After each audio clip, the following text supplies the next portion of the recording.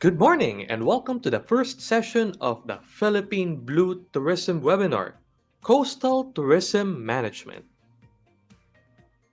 Let us welcome the host for this morning's webinar, the Tourism Operations Officer of the Department of Tourism, Mr. Alec Bagkus.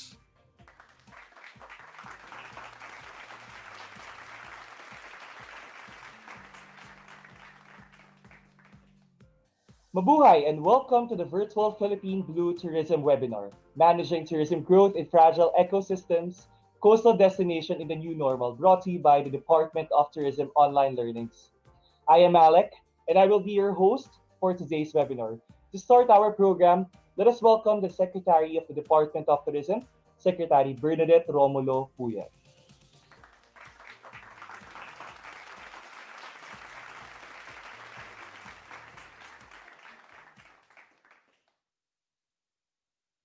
DNR Biodiversity Management Bureau Director Ricardo L. Calderon, DILG Undersecretary Epimaco Dinsing, Mr. Carlos Libosada Jr., Private Ecotourism Consultant, Dr. Arnel Andrew Yaptinchay, Marine Wildlife Watch of the Philippines, USEC Art Bongcato, ASEC Rica Bueno, Director Weng Montesillo, DOT Regional Directors and Officers in Charge, good day. I am pleased to welcome you to the opening of the virtual Philippine Blue Tourism Forum. The theme of this forum is Managing Tourism Growth in Fragile Ecosystems, Coastal Destinations in the New Normal. This forum comes at a relevant time as a few of our popular beach destinations are beginning to open. Last October 1, Boracay opened its doors once again, but this time to all local tourists, even in GCQ areas, to enter. We also ran a successful staging of the FITEX 2020 in Panglao, Bohol under a hybrid mode, which is the first of its kind in the world, proving once again that we can innovate our way through this pandemic.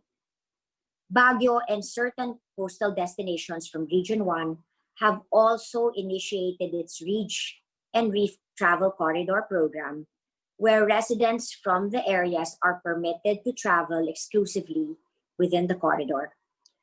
Coastal destinations are a priority concern of ours because the Philippines is an archipelagic nation whose major tourism product is sun and beach. As we have seen from the examples of Boracay and other destinations like Coron and El Nido that suffered from the effects of over-tourism, beaches are unfortunately prone to mass tourism, unsustainable development, and poor planning. Ecotourism expert Mr. Carlos Libosada will give us an overview of global coastal tourism and relate that to the Philippine setting, with a focus on the growth of coastal destinations and its impacts, as well as notable concepts in coastal tourism development. Beach trips are also expected to be the top preferred holiday of choice once domestic tourism restrictions are lifted, and so we must come prepared. As we endeavor to restart the economy and save our tourism industry, we look forward to welcoming visitors to our shores once again with certain caveats. OTSR Director Veer Magigad will be discussing the health and safety protocols for beach and island destinations that the DOT has issued for compliance.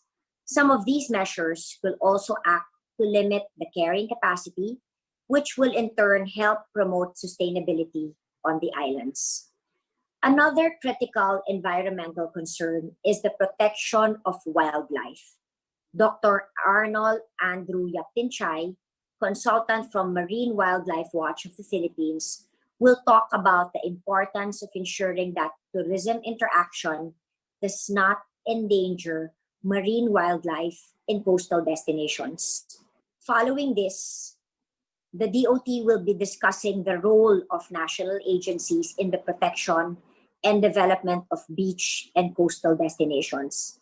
With DENR BMB Director Calderon, DILG Yusek Densing, and DABFAR in July 2020, the Department of Tourism, in coordination with DENR, DA, and DILG, signed a joint memorandum circular on the rules and regulations governing marine wildlife tourism interaction. On October 22, the second day of the forum, participants will be discussing the challenges that local government units encounter in coastal tourism development. Finally, on October 29, the virtual forum will discuss measures to address safety and security threats and coastal hazards in coastal destinations, with representatives from DOH Coalition on Drowning Prevention, NGOs focusing on life-saving initiatives, and representatives from the Marina and Philippine Coast Guard.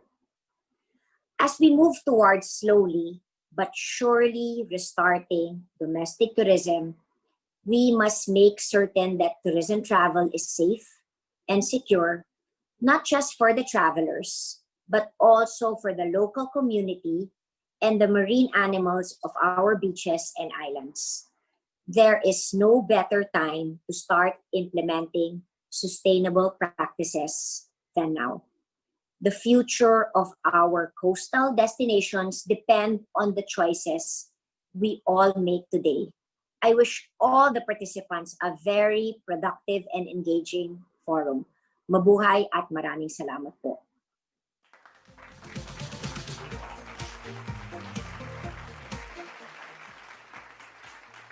To discuss the overview in tourism and coastal destinations, let us welcome the private ecotourism consultant, Mr. Carlos M. Libusada Jr.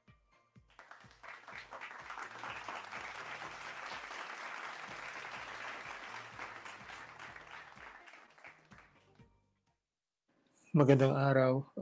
We have quite a short time for this presentation, so we'll be very quick in each slide now. The topic that I'm presenting is on tourism in coastal destinations. So this is basically talking beyond 2020 or beyond the pandemic now. And there are still old and emerging issues. Of course, our number one concern will be sustainability, certainty of the future, nobody can escape the future, demand pressure from the market, and development pressure from the service providers or the business side.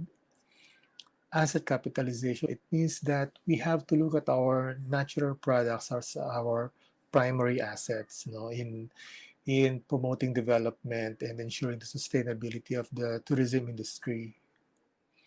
Stakeholder equity, very important, especially if you're dealing with local destinations or local communities. And technical or citizen scientist awareness. This is quite new for some of you, but this is basically asking every one of us, non-technical people, to be aware of sort of scientific things on our environment and how our businesses can affect the environment, and ultimately go back to the sustainability of our businesses. Of course, this is one of the first things that we have to learn. We have to be aware of, I mean, that in coastal development, this is energy dissipation. It means that you need this distance for the energy of the wave to completely disappear or dissipate when it starts hitting the shallow parts of the sea towards land, no? So it means that if you develop here up to here, it means that there's enough energy for the sea to take back the sand material. So the safest area for development would be this development zone, wherein there's basically zero energy already when the sea wave hits land. And of course, our usually reference is when we look at the high tide, and then we set up the beach setback for development. easement, or usually sometimes we call it the buffer zone. That's a space of land between the dissipation point and the development zone, wherein you usually keep it open to allow some potential energy from reaching the site and not affecting the development site. In this slide, some countries are so advanced, no, that they are able to compute the erosion rate of their beach areas. Like this one, if you look at the left side, they set up this the development here for their 70-year structure or buildings here compared to here in the right side, wherein when the erosion happens within a given period of time, the facilities here will be affected by the cause of the erosion. So it's better to set up your facilities here, especially if you're going for a long-term investment or multi-generational business investment. Now, there's a need for development paradigm shift. The beach is the attraction, not the resort. Unfortunately, for almost all developers now, when they build their facility, the primary concern will become their investment. No, so it's really a big deal for the industry to really look at the resource as a primary thing to be protected, not the business per se. No, but we really have to walk backwards, no, to see things more clearly, whether we want to sustain the destination or sustain the business or sustain both the destination and the business. The beach is a capital asset. Increase setback, not constrict, no, because as you've seen in the previous slides, erosion happens. There's a certain amount of rate per year, and then the more you constrict the setback, the more chances of a lot of businesses losing their operations, no, due to nature. New zoning mechanisms. Resorts need to be sited away from the beach because there's so much development right now happening especially in increasingly dense areas, that although business-wise, the value of a particular size of land would increase, but then the whole destination would be sometimes compromised, no, or limited. The growth and or the optimization of the value of the destination is limited to that strip of land, no. So if we come up with a zoning wherein we really value what's valuable, that means a beach, and then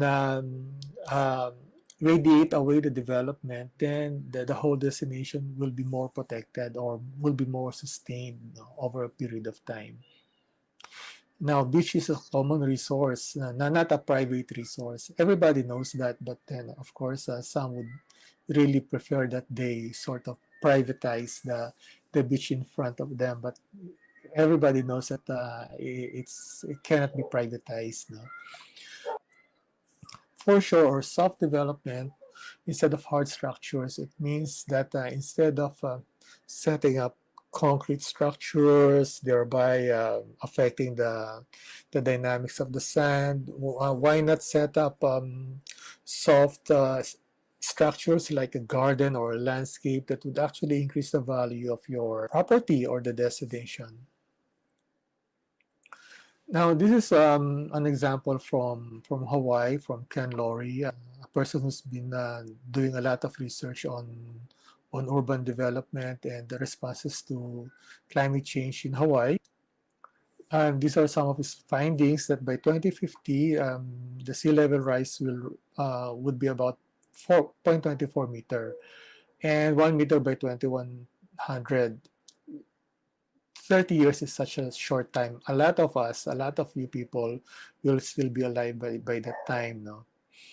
And then you look at the last line, 0.24 meter increase results in beach retreat of 36 meters. It means that 0.24 increase, the intrusion of the water will be about 36 meters inland, no? And this is actually happening right now in Hawaii, like in Kailua Beach and the flooded highways. And this is how it looks, how Hawaii would look like by 2100. In fact, they're already talking of abandoning the existing urban centers, no urban areas, and then going upland just to avoid the total impacts of the sea level rise in Hawaii. And this is an example in the Philippines. In let's say in the Turtle Islands Wildlife Sanctuary. This is not yet a tourist destination, but you can see how climate change and sea level rise will affect the biodiversity and a lot of our coastal areas.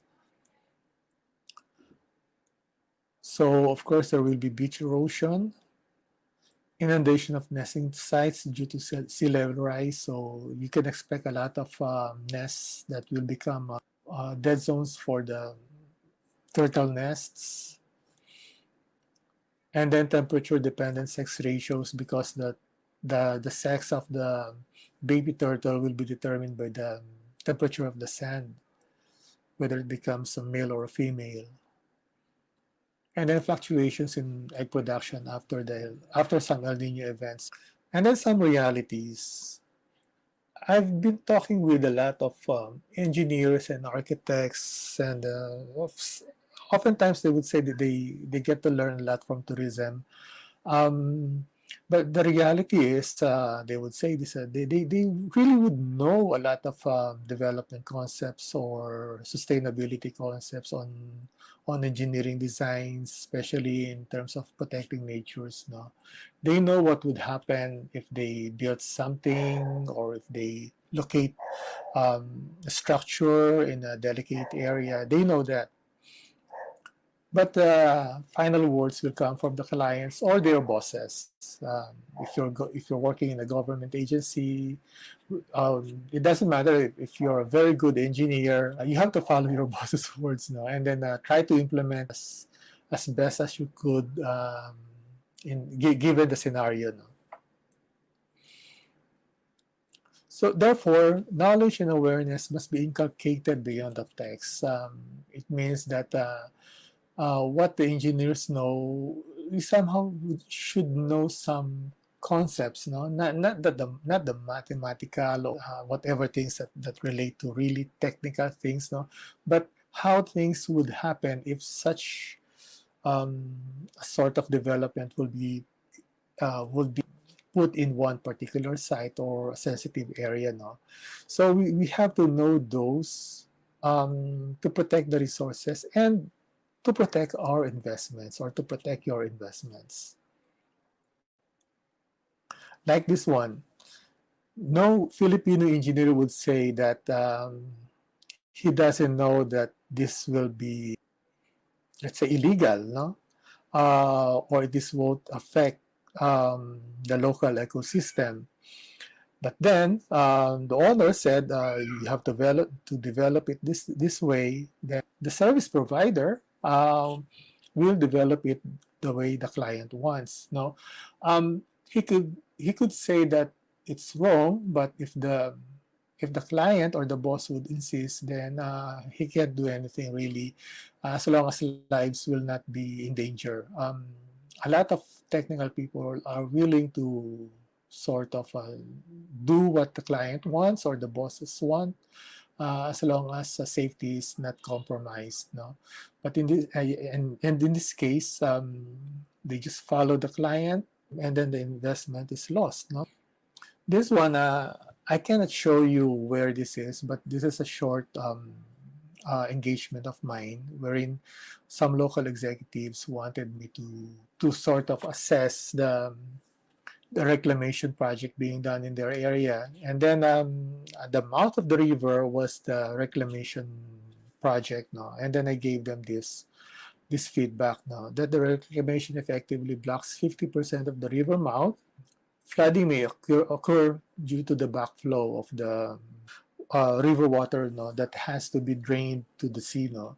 So it's a good thing that they found out about this, and I just don't know if they made some changes in the design, no. But if even if you're the executive, even if you're the boss or the client, if you don't know what the implication of what you want, you'll be surprised in the end that something that was too good in design could actually backfire, no, to your investment or to the project, no.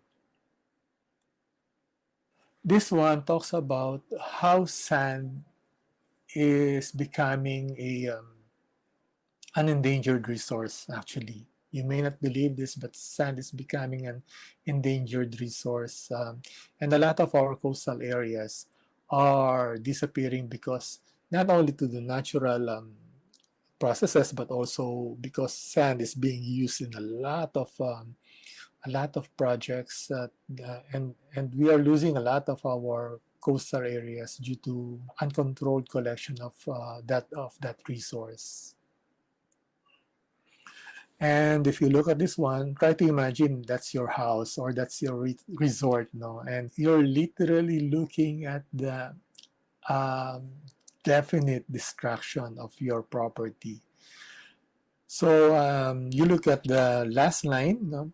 Sea level rise is exacerbating problems caused by construction and barriers on the shorelines, such as buildings, roads, or dams that have changed the natural replenishment cycle of sandy beaches.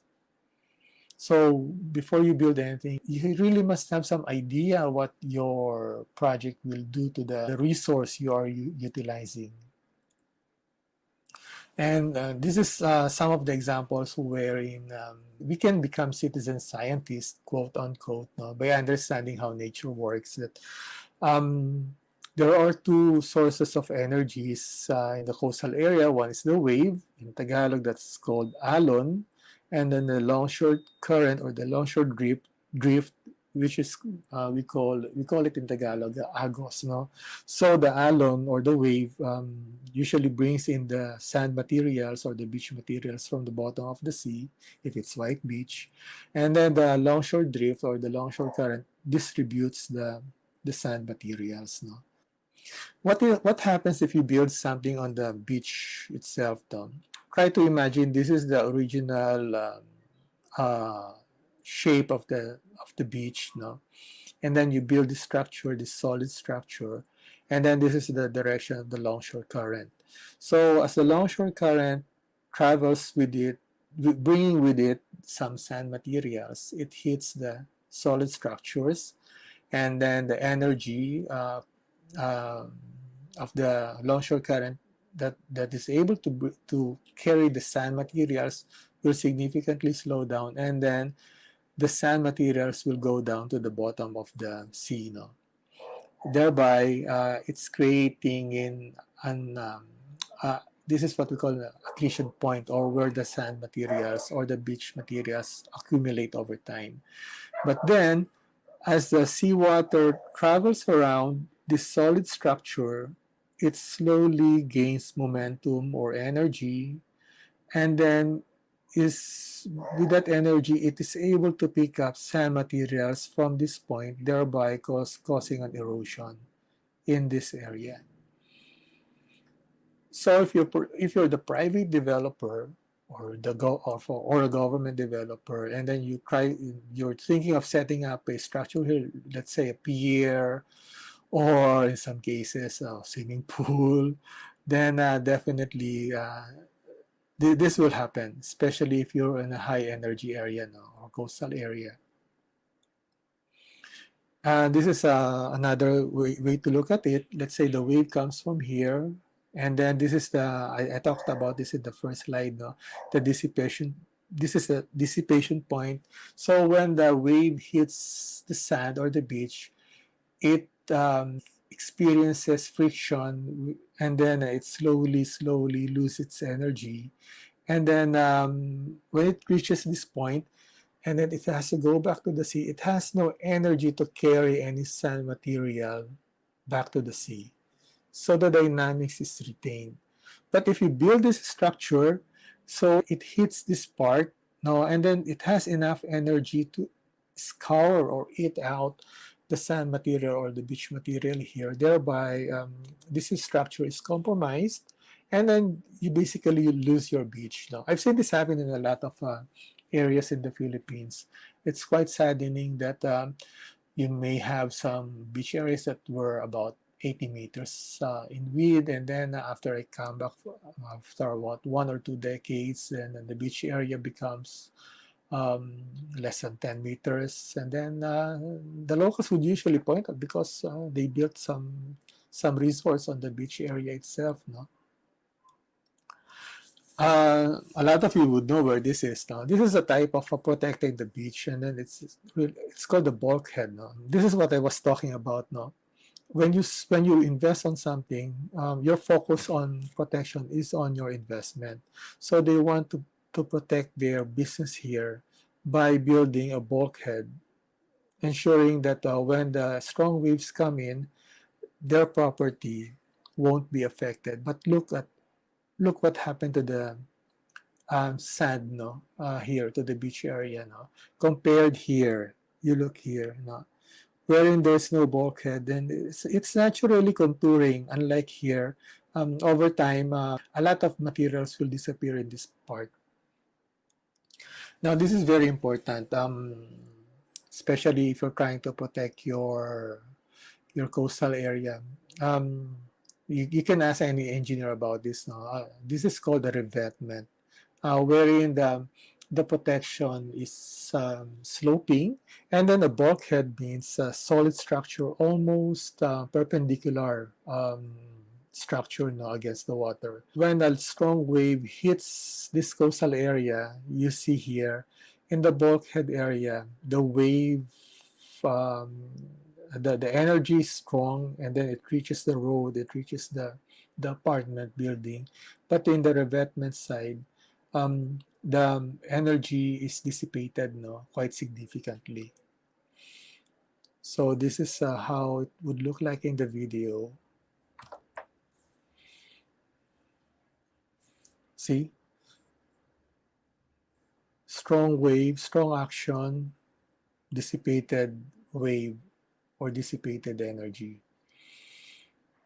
Again, strong wave, dissipated energy. Take note of that, especially if you want to protect your coastal area from damage. There are some examples, no? We can look at, like in San Vicente, Palawan, they implemented a 50-meter setback.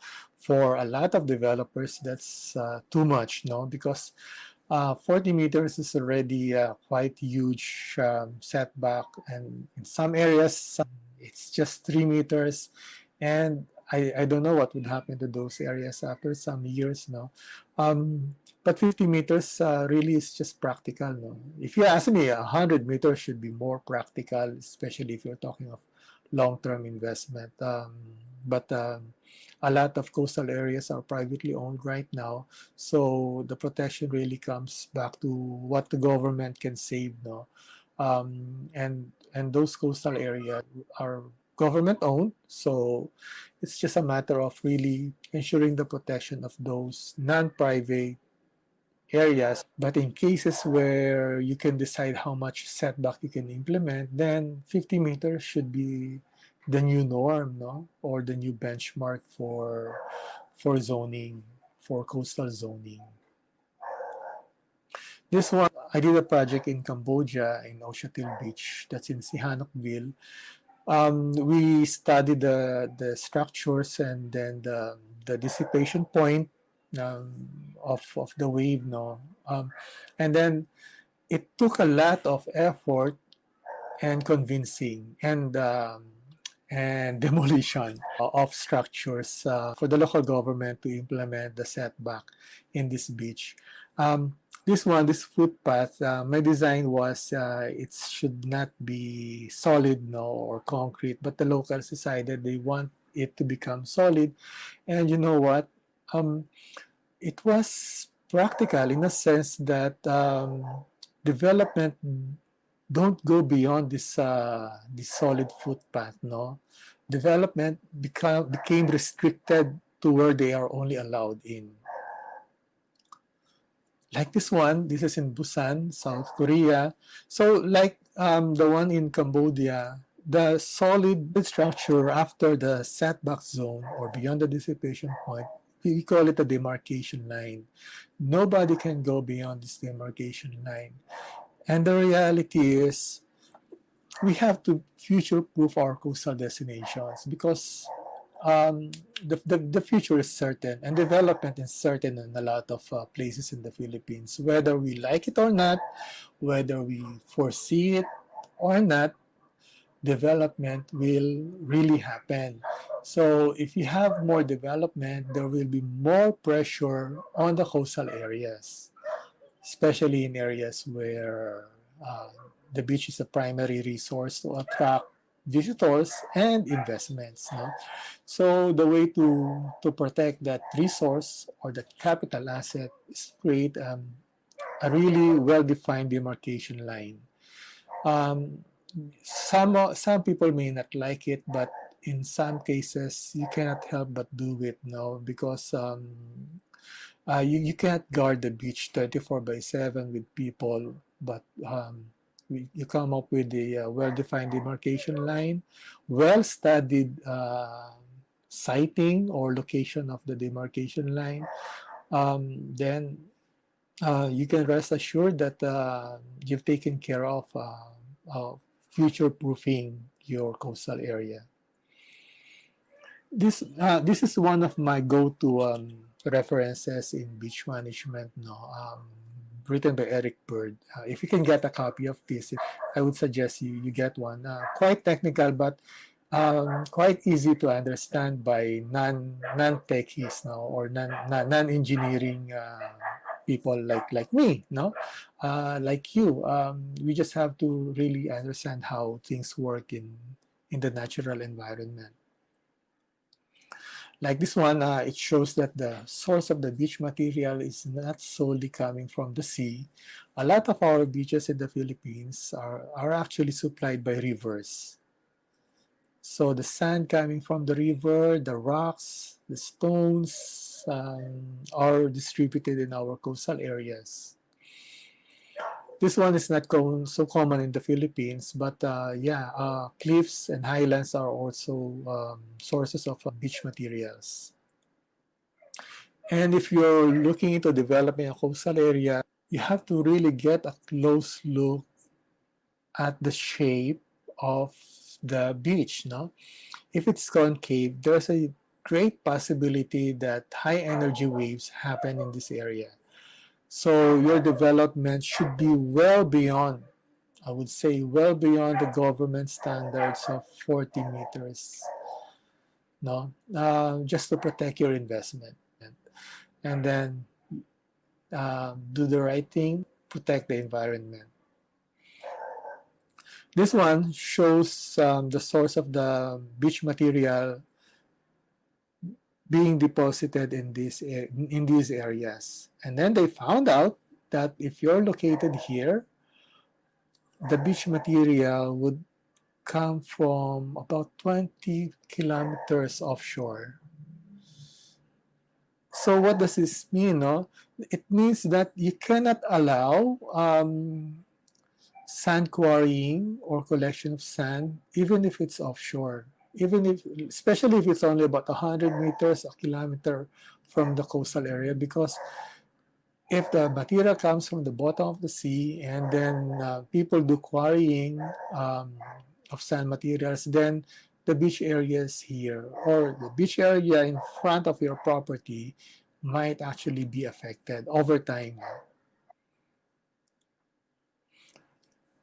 I would suggest that you do some search on the Brune Rule, and you would understand really how beach profiles are affected by sea level rise or some changes in on the seafloor through development of the coastal zone. No? It means that nature always finds its balance. That if you disturb this part, the bottom part, to find its balance, it will have to to take away materials from the coastal, from the beach area, and then basically affecting the profile of your beach. No? This one shows how a coastal area can be affected by the development inshore, even at, let's say about 50 or 100 kilometers. No? Let's say you have a large river supplying the beach material in the coastal zone. No? Then the government builds a dam, let's say about 50 kilometers away, thereby constricting the flow of beach materials to the coastal zone. And over time, because of the non-replenishment of the sand coming from the river, the beach will slowly lose its materials. This one, you won't believe this, but this is in England. They used to collect a lot of materials from the sea for the construction of their coastal villages, and over time, those villages disappeared, no? Because basically it becomes untenable for them to continue living in a rising seawater in their village. No? This is not unique in this place. This is actually happening in a lot of places in the Philippines. In fact, I've met one mayor in the Ilocos region. He said that due to pebble mining, his town has constricted by about 1/3 of its entire area. That's huge, though. Try to imagine in front of your eyes, you see your town slowly disappearing. There's this story of one of my travels in Verde Island in Batangas. You won't find this in any textbook or reference materials because this is just between me and the locals talking. No, there was a time when I went there, and then the locals were telling me stories how they used to walk from the coast and almost 500 meters away offshore, no, to fish, and then they don't experience any high energy waves inundating their barangay or their community. Now the waves are already the high energy waves are already reaching their barangay, and then they're really quite worried, no, by that event, no, that in their lifetime they've seen the difference between being protected from the high energy waves to the waves reaching their communities. And then I asked them one simple question that really astounded us, me and them, the locals. I asked them, where do you get your materials for construction? And they all answered, from the sea.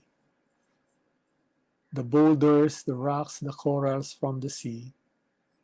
So over time, these shallow boulders, corals, and rocks that serve as protection from the sea waves, they disappeared, and eventually the waves are able to reach the boundaries of their barangay. So that's it, no? You really have to understand how nature works.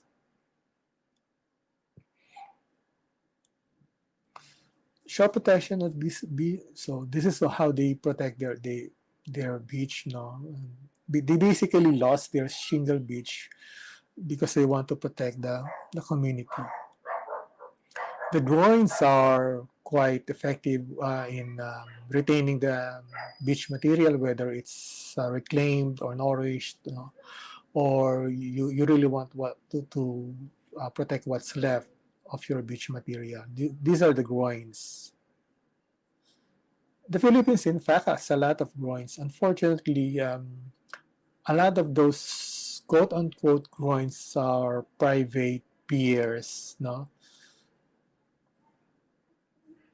Now, if you allow this to happen, especially in areas where there's a huge dynamics in terms of longshore drift, no, and waves, now some properties might lose their beach front, and some might actually gain their beach front. So this type of growing development, we really have to be carefully planned, no, with the participation of the provincial and national governments to protect the natural resource in their areas.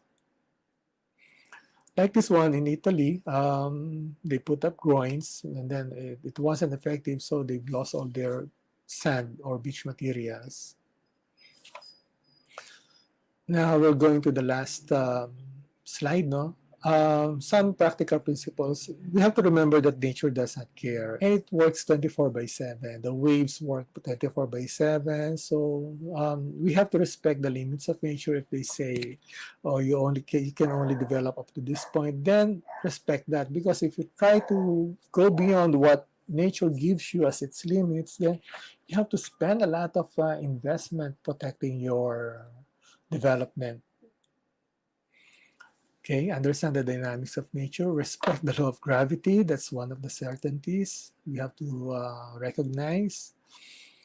And then understand and adapt local knowledge and culture. A lot of, especially in very old communities, people know a lot of ways, even technical, no?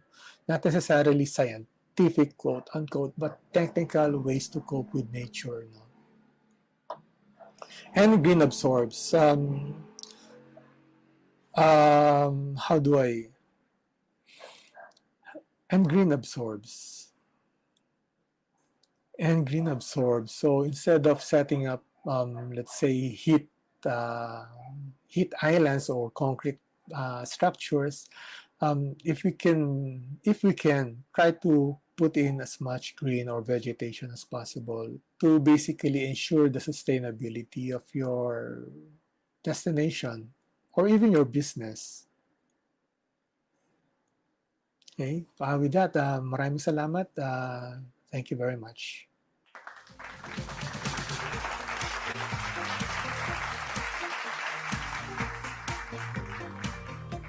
Our next speaker will discuss the new normal health and safety guidelines for beach and island destinations. From the Office of Tourism Standards and Regulation, from the Department of Tourism, Director Virgilio Mangigan.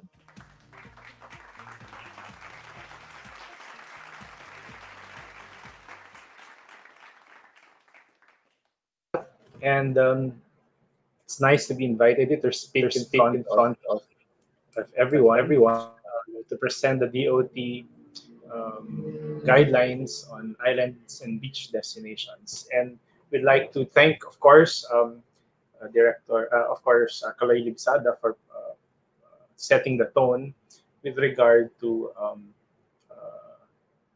beach destinations and island destinations, no? And how we should better plan and manage our um, assets. No?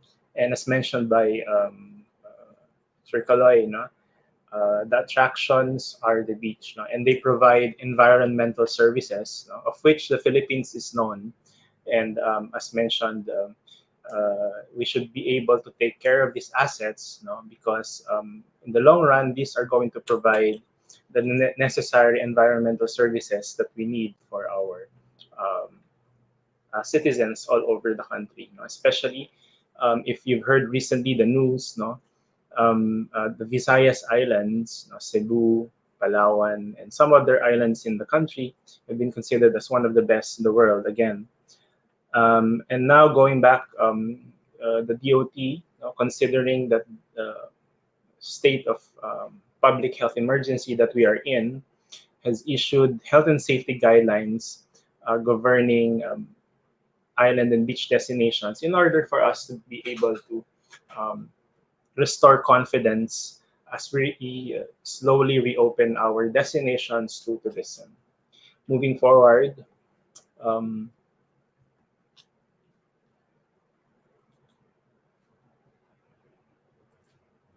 next slide, please. So as for the crafting of these health and safety guidelines, the standards development process is listed as follows. No? So first we had research and drafting for these health and safety guidelines, considering issuances from the DOH, World Health Organization, Centers for Disease Control, and of course, best practices from local and international experiences. We have to stress, however, that since this pandemic is unprecedented in our lifetime, no? So the last pandemic was in the 1900s, but we had past experiences, of course, with SARS and prior um, smaller scale pandemics. This particular pandemic is, however, unprecedented in scale and scope, that we had to be on our toes to craft and research all these guidelines um, with, of course, in consultation with government agencies and organizations, including local government units and tourism stakeholders. After consultations, these were revised with the inputs from all sectors, processed and adopted to be adopted by our stakeholders. After this revision, legal review is done by our internal legal team of the DOT in order for us to have a legal document um, that would be implementable across sectors. Next slide.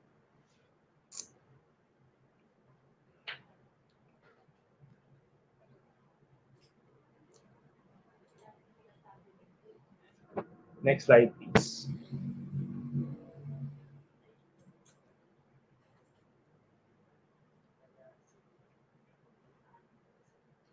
So the coverage of this health and safety guidelines covers pre-entry, guest handling, and public areas.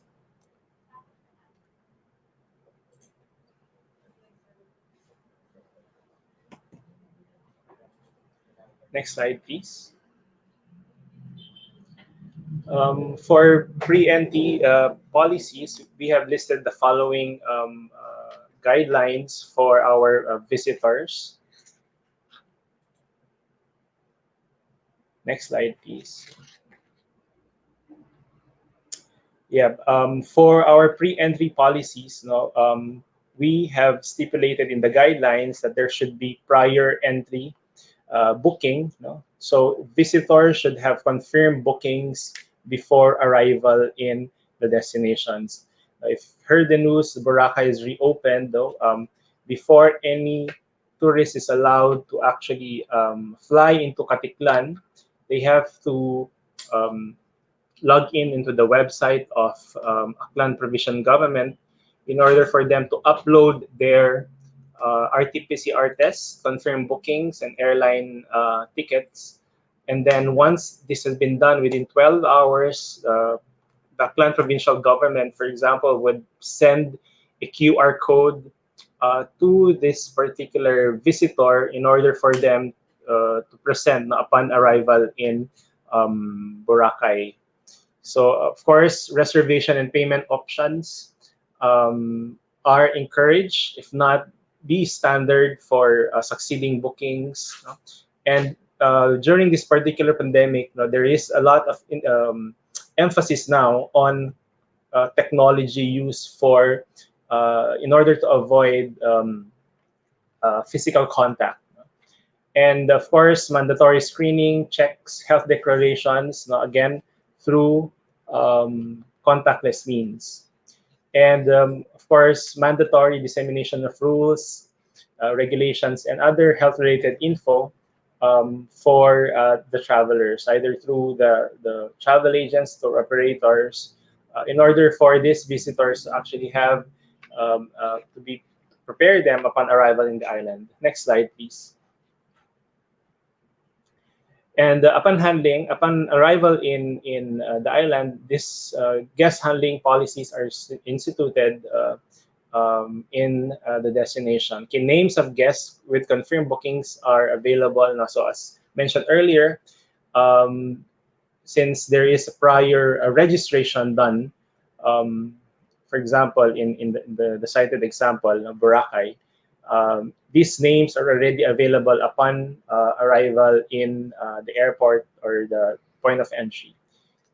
As usual, no face mask, no face shield, no entry policies, no?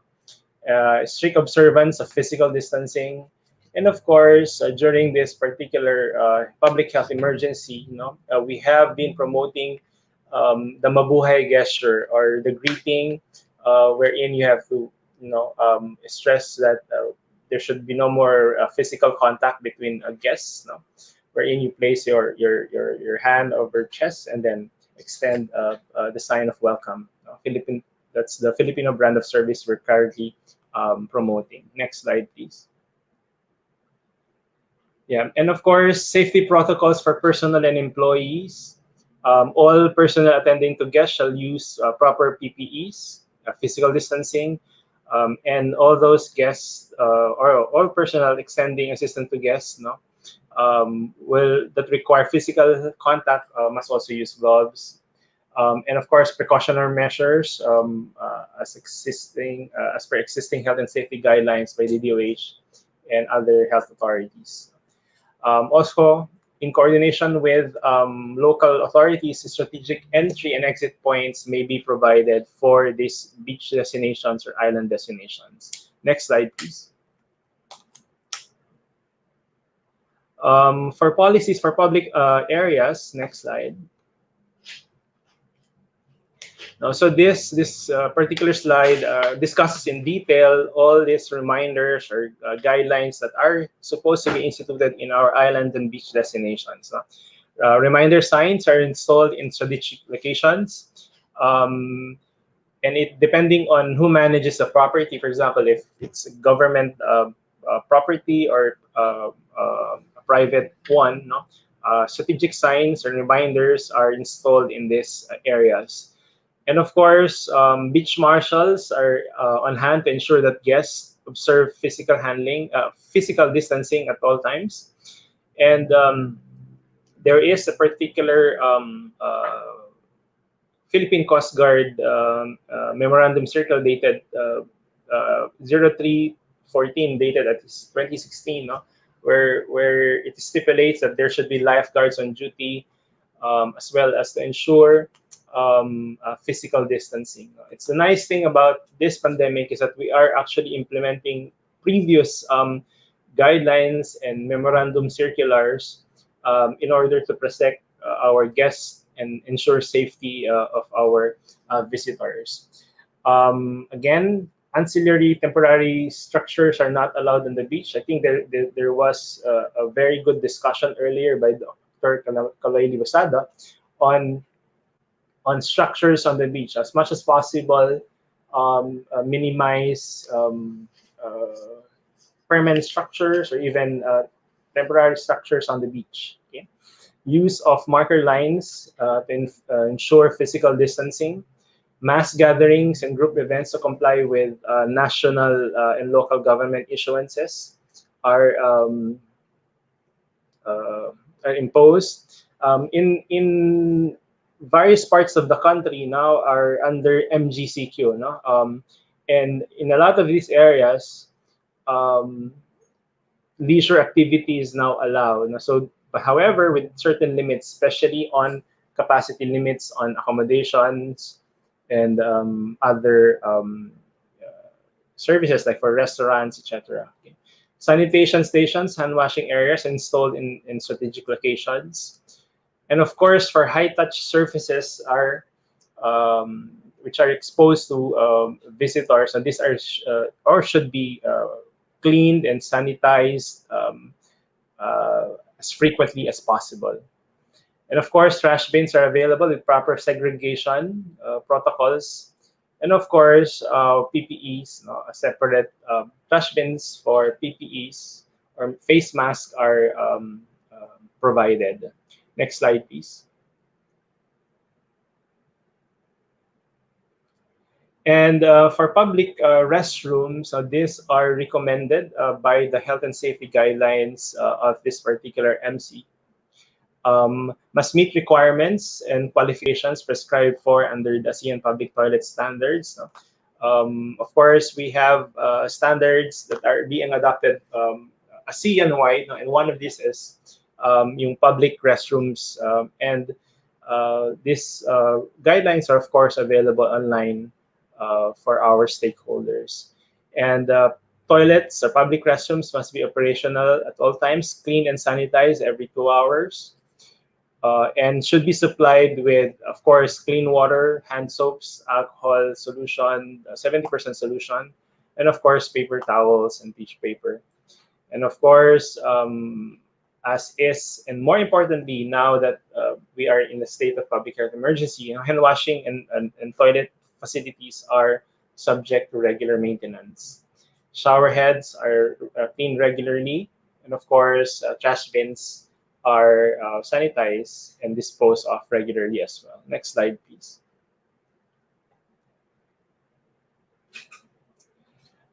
Protocols in recreational activities, no, outdoor and non-contact sports are allowed, of course, following minimum public health standards. And in a lot of these destinations as well, no, island and beach destinations, currently under the rules, animal interaction are discouraged, no? Under a separate health and safety guidelines, especially for some destinations which have extensive animal interaction activities. No? Biking may be allowed if bike paths are available. Okay, next slide.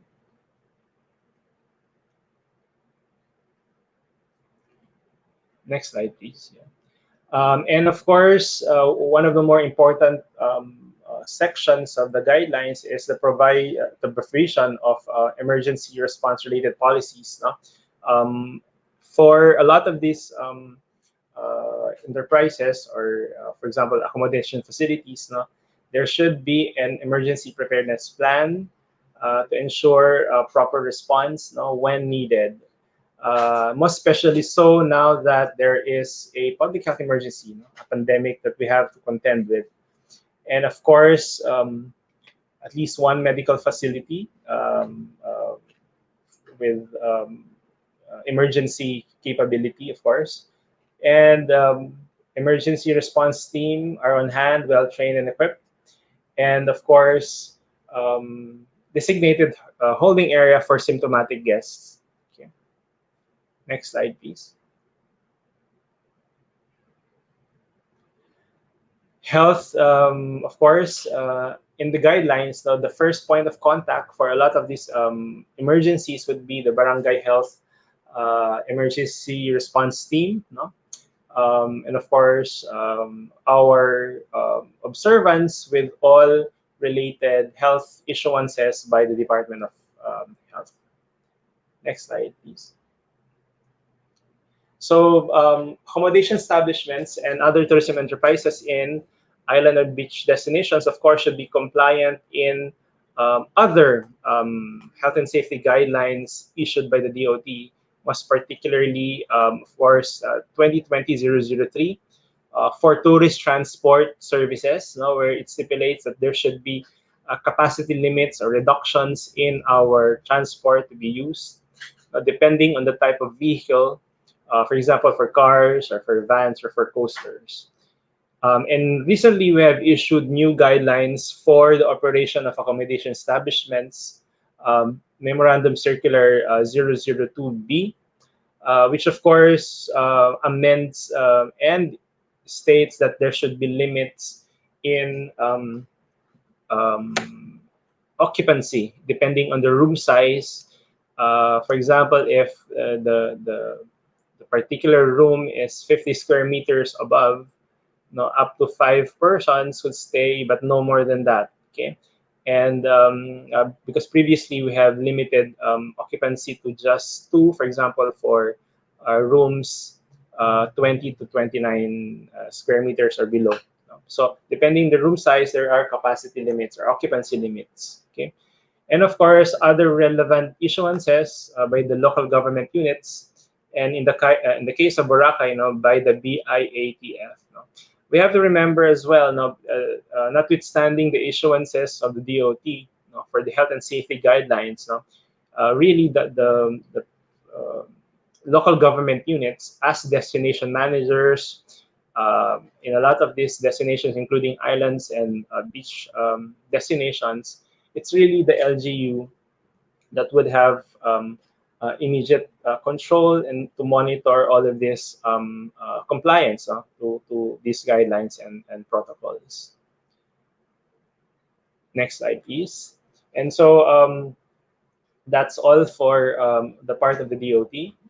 For the management or of our destination. So the real point really for the issuance of these health and safety guidelines is firstly to increase confidence in the traveling public in order for us to be able to safely reopen tourism, especially more so that local government units would need tools in order for them to actually prepare their destinations for the reopening of our beach and island destinations. No? So maraming salamat po sa inyo lahat.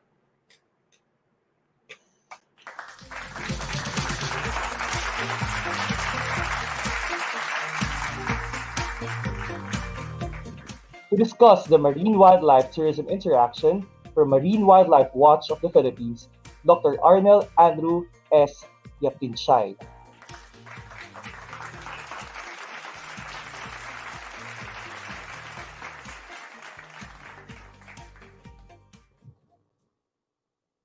Hello, good morning, everyone.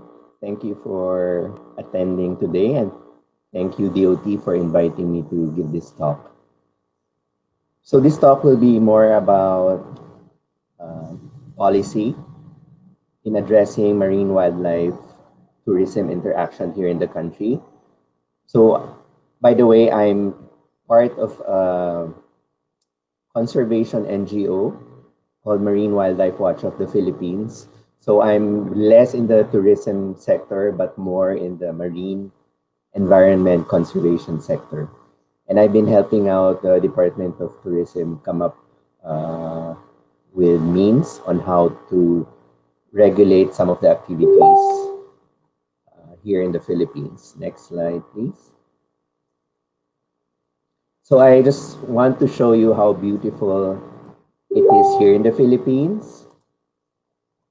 So all of these shots are in the Philippines, and I'll be highlighting some of the activities that are already existing and some of the capital assets or the attractions that we have in our marine waters. So these are spinner dolphins, for example, in Pamilacan or around Pamilacan Island in Bohol. Next slide. And we have a breeding population of humpback whales in the Babuyan Islands up in the north. Next slide. And in the central Visayas, luckily you've had a visitor every year. It's a blue whale, the biggest animal on the planet. We think there's one individual visiting. And of course, some more popular destinations or attractions, next slide, which includes the whale shark. So we have a lot of tourism interaction activities focusing on whale sharks, and this is happening in about 4 sites in the Philippines.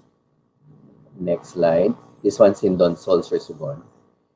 And some of the more rare or less popular attractions, but we do have them, for example, the dugong.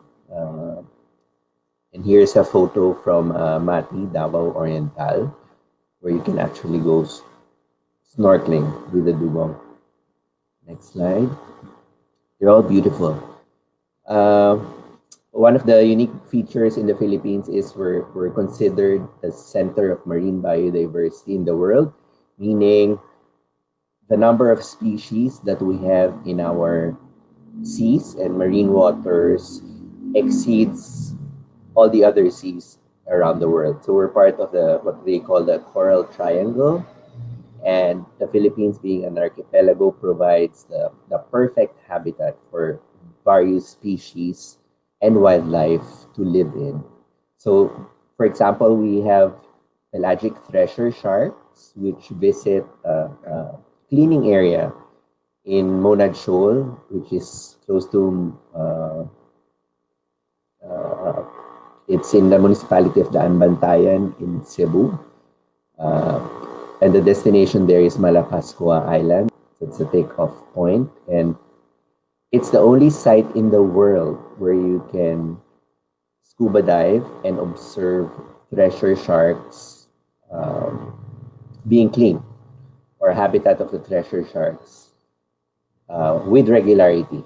Okay, so they're seen elsewhere, but in Monad Shoal, they're there every day. So there's a scuba diving activity focused on this activity. Next slide. Then there are very popular dive destinations.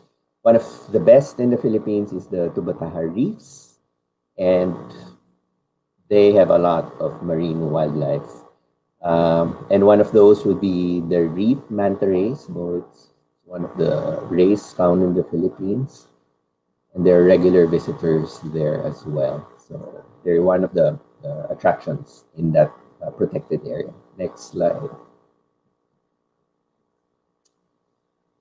Okay, then we figured out that, as I said, the Philippines as an archipelago is a habitat for a lot of marine wildlife. And thinking about the life cycle and biology of some of these animals, for example, the green turtle, we know that as juveniles and adults, they feed on seagrass. And the Philippines is also rich in seagrass resources found in our coastal area, like shallow areas. And this is where green turtles actually feed. So there are several sites in the Philippines which features an activity like snorkeling or skin diving with green turtles in their feeding habitat. Next slide. Next slide, please. So if I map out or plot like all of these activities with dedicated interaction activities with marine wildlife as an attraction, I get a map that kind of looks like this. And this map shows you the species and the location for both dedicated and non-dedicated. Non-dedicated meaning it's just a dive destination and you find the animals around. Dedicated means the people, the tourists go to a specific site just to see the marine wildlife attraction. So of course, these destinations have different levels of development. Some are just emerging. Some are in areas that are already managed. For example, if it's in a protected area like Tubataha Reefs, but most are in areas that are actually not managed, both as a habitat for the species or as a tourist destination. Next slide. So just to show you again the species that we're concerned, and I'll show you later why. So in the marine mammal group, we have the dugong, which you can find in Davao Oriental and in northern Palawan. Next slide. So we have the one species of that. Then for the other marine mammals, we have our dolphins and whales. So we have around 28 species found in the Philippines. There are about like 85 globally, and we host around 28 species here in the country. Next slide, please. And for the marine turtles, there are 7 species worldwide, and we host 5 species here in the country. Next slide. So the elasmobranchs, these are the sharks and rays in the Philippines. So globally, there are around 1,000 or over 1,000 species of sharks and rays. We think here in the Philippines, we have around over 200 species of sharks and rays. And compared to the other groups that I've shown, including the marine mammals and the turtles, which are already all protected in the country. I'll go into the laws later. The elasmobranchs are not. So out of the, as I said, 200 plus species that could be found in the Philippines, only around 25 species are protected in the Philippines. And the posters that I show you are the protected species. Next slide, please.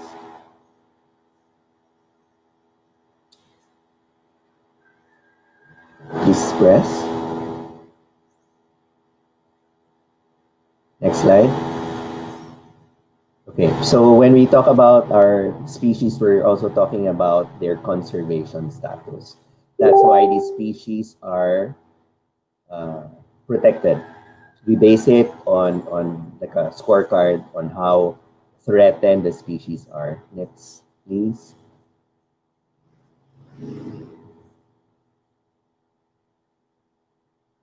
So threatened is actually a technical term used in determining the conservation status of the species. Next, please. And this can be categorized, if you're a threatened species, either you're a vulnerable species or an endangered species, or worse off are the critically endangered species, meaning because the next step after critically endangered would be extinction. Okay, so normally all threatened species, meaning their population has already declined due to several threats and factors, they need conservation attention. And that's the focus of our government, is one, to protect these species, and number two is to implement conservation programs so that the population of these various species will increase. Next slide, please. And that's why most of them, well, as I said, except a lot of the shark and ray species, are already protected in the Philippines. And there are two main laws, next slide,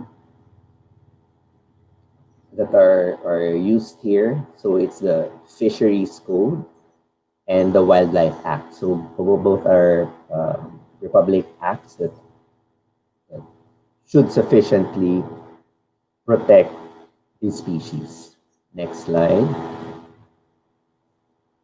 And of course, we have a lot of other national laws, including administrative orders, and as I'll show later, related to tourism, a joint memorandum circular. Next slide, please.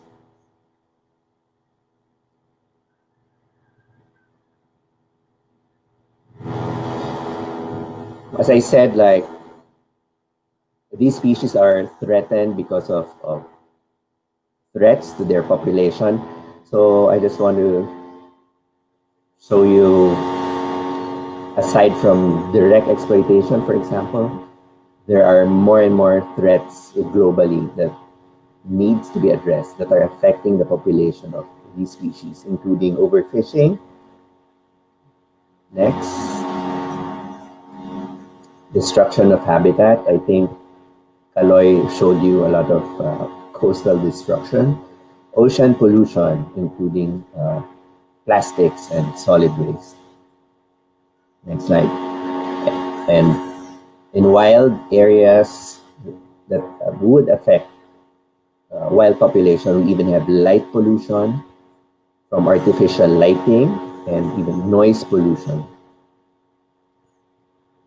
And of course, the bigger issues of climate change. And next. And ocean acidification. Next, please. So all of these are affecting populations of marine wildlife globally, and especially here in the Philippines, that again, we are the center of marine biodiversity globally. Next slide. Next.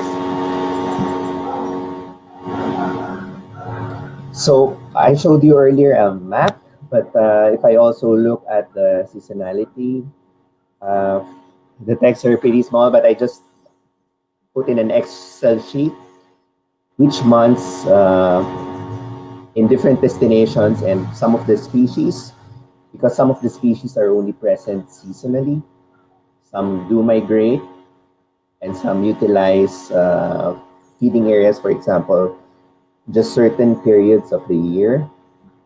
But my point here is, like, throughout the Philippines, we would have enough species for every month of the year to be an attraction. So from the marine mammals to elasmobranchs to our marine turtles. Next slide, please.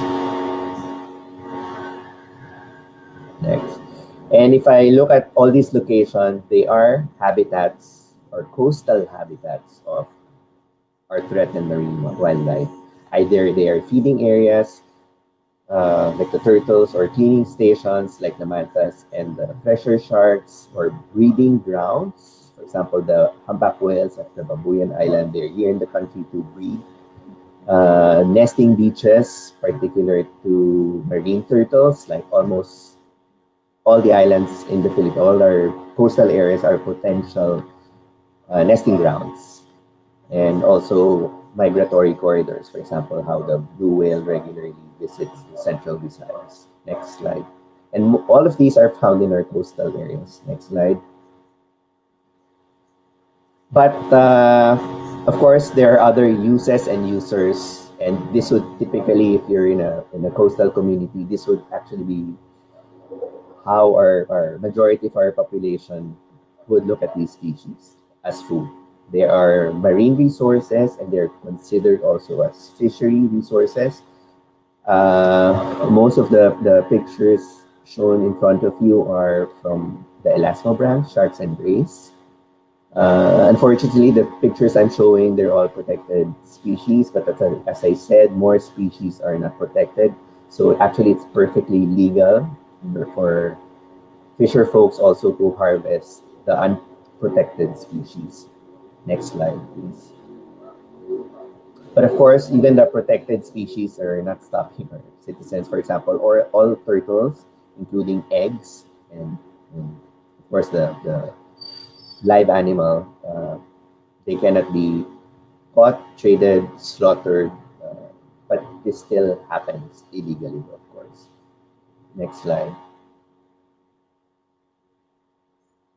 So there are a lot of studies showing the value of these animals. Apparently, there's a lot of value attached to attractions, including habitats like the beach, but there's also a value attached to the species itself. So, for example, which gives you more value, the animal as a dead animal or as an alive creature?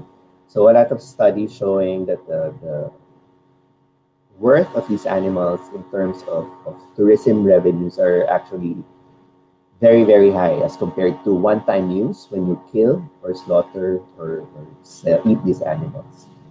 And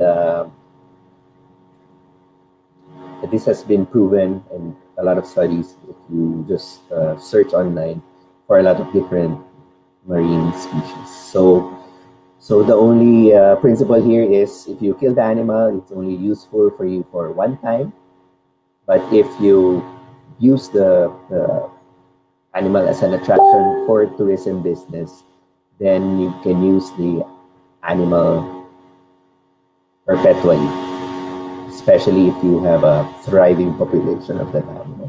Next slide, please. And here we go. So obviously here in the Philippines, hindi rin tayo nagpapahuli. So we know the value of these animals. We want to make money. People there's a demand for marine animal attraction and interaction in our waters. And we're actually even promoting a lot of these activities. Next slide. But how are we doing it? So there's always the right way to do it or the wrong way to do it, and the in-betweens. And this talk is basically focused on how we're doing our marine wildlife interaction and what are we doing to address irresponsible ways of doing it.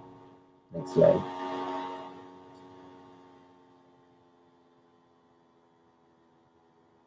So we even have facilities, for example, using a dolphin as a billboard, for example. Of course, they say the dolphin is not harmed, but I wouldn't consider this a responsible or sustainable way of conducting interactions. Next slide.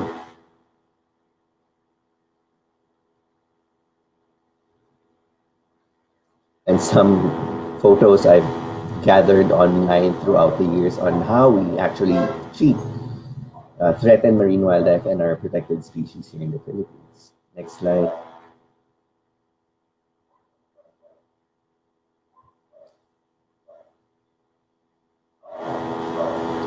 Even put them in captivity to be the attraction. Next slide.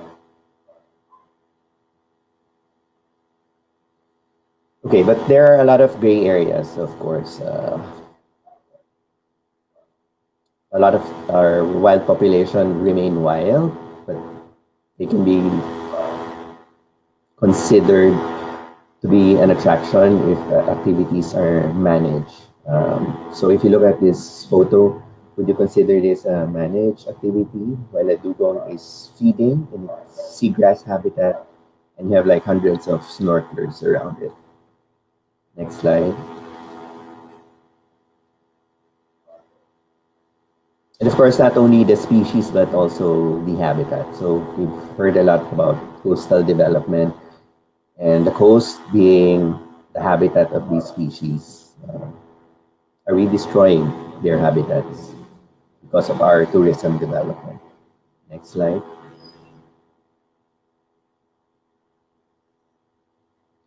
So the questions I'm raising now is tourism interaction with our protected wildlife species a form of disturbance, harassment, maltreatment, or is it even injurious? I think if you look at some of the slides that I showed earlier, you would agree, and the answer would be yes.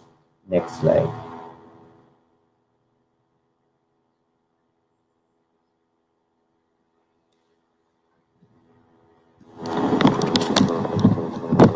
So let me just fix my audio.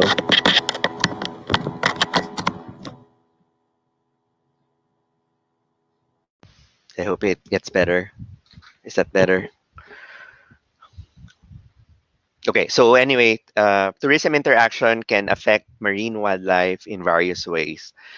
Can you just press next? It can be form of disturbance. It can cause stress to the animal. It can change the animal's behavior, and it can even cause injury to the animal if it is not regulated. Next slide, please.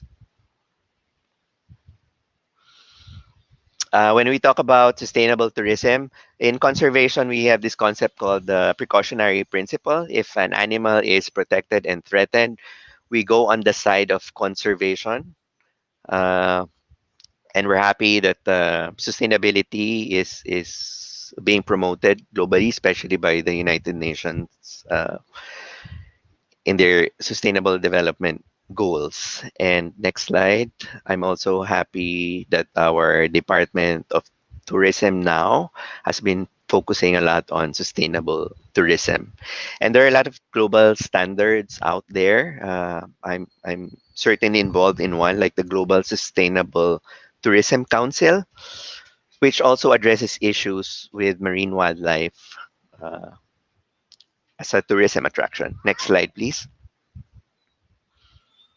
Uh, One of the criteria that they're promoting, of course, is making sure that tourism activities that does not affect species negatively. Next slide, please. Next. So I've shown you like a lot of threats already affecting our marine wildlife, and I'm hoping that tourism as a new activity does not actually become the new threat to already threatened species. So tourism activity should actually not disturb, harass, maltreat animals, and should not cause destruction, disturbance, or changes in their habitat. And actually, in the conservation sphere, we've actually been employing tourism and tourism activity and tourism as a enterprise to help local communities in their area. Next slide, please. If you look at the tourism numbers, I just want to show you here that marine wildlife as an attraction, there's an increasing number of tourists wanting to engage in such an activity. Next slide, please.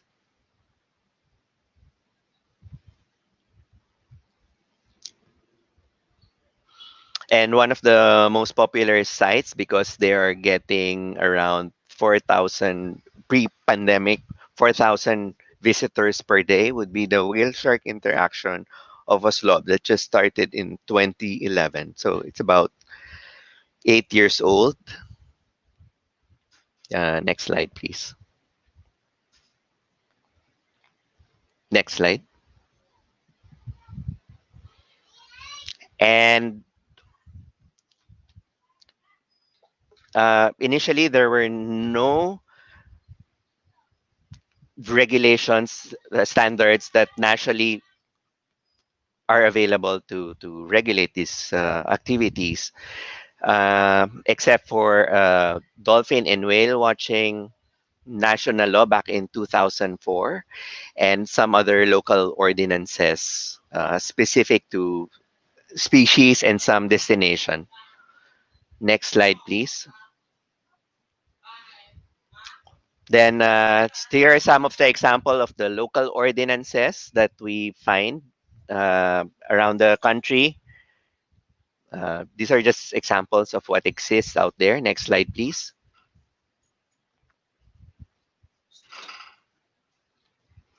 And of course, there are general guidelines, not really regulations, that are promoted to encourage responsible in water or diving practices.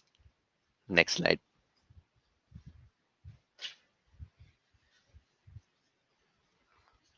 So definitely tourism activities with these species would be a threat if not managed.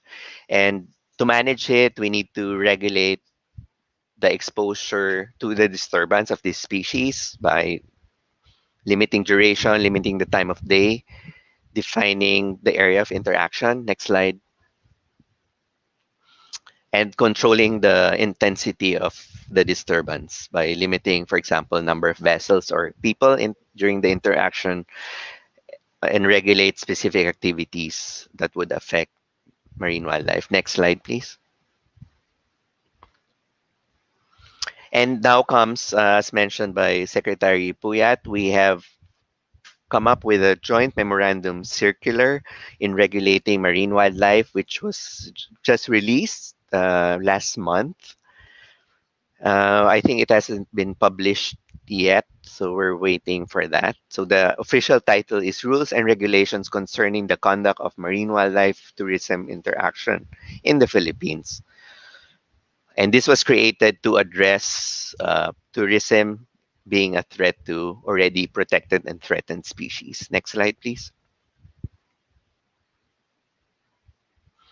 We have 4 government agencies signing this joint memorandum circular, spearheaded by the Department of Tourism. Then we have the Department of Agriculture, the Department of Interior and Local Government, and also the Department of Environment and Natural Resources.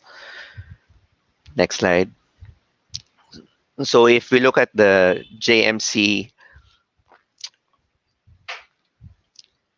I think this was more than 6 years in the making.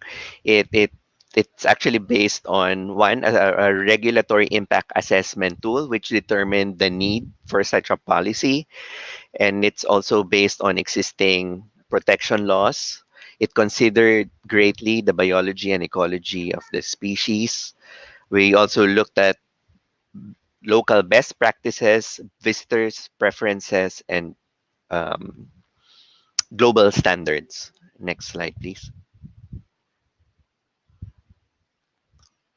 And the objectives of this joint memorandum circular is, of course, to further protect marine wildlife. Because if you look at the existing laws, they actually don't consider, or it's not considered, um, the tourism activities are not actually considered in a lot in our Republic Acts governing the protection of these species. So this is a welcome development. So if we regulate the activities, this would actually help protect the species, their habitat. It's going to promote safety in this activity. We're actually interacting with wild animals, and we need to be in a safe position. We Better regulation means longer interaction, for example, so for visitors to enjoy. And of course, we want this to happen, to occur into perpetuity. So we don't want to scare off the marine wildlife. So this should be useful in achieving that. Next slide. So just some of the examples within the JMC, what's being regulated. So we have like land-based interaction activities, which would only be relevant to nesting turtles. We have water-based interaction, either from a boat or in water, either through scuba or snorkeling or skin diving. And we even have regulations on aerial, or if you're in an aircraft. Next, viewing the animal from above. Next slide, please.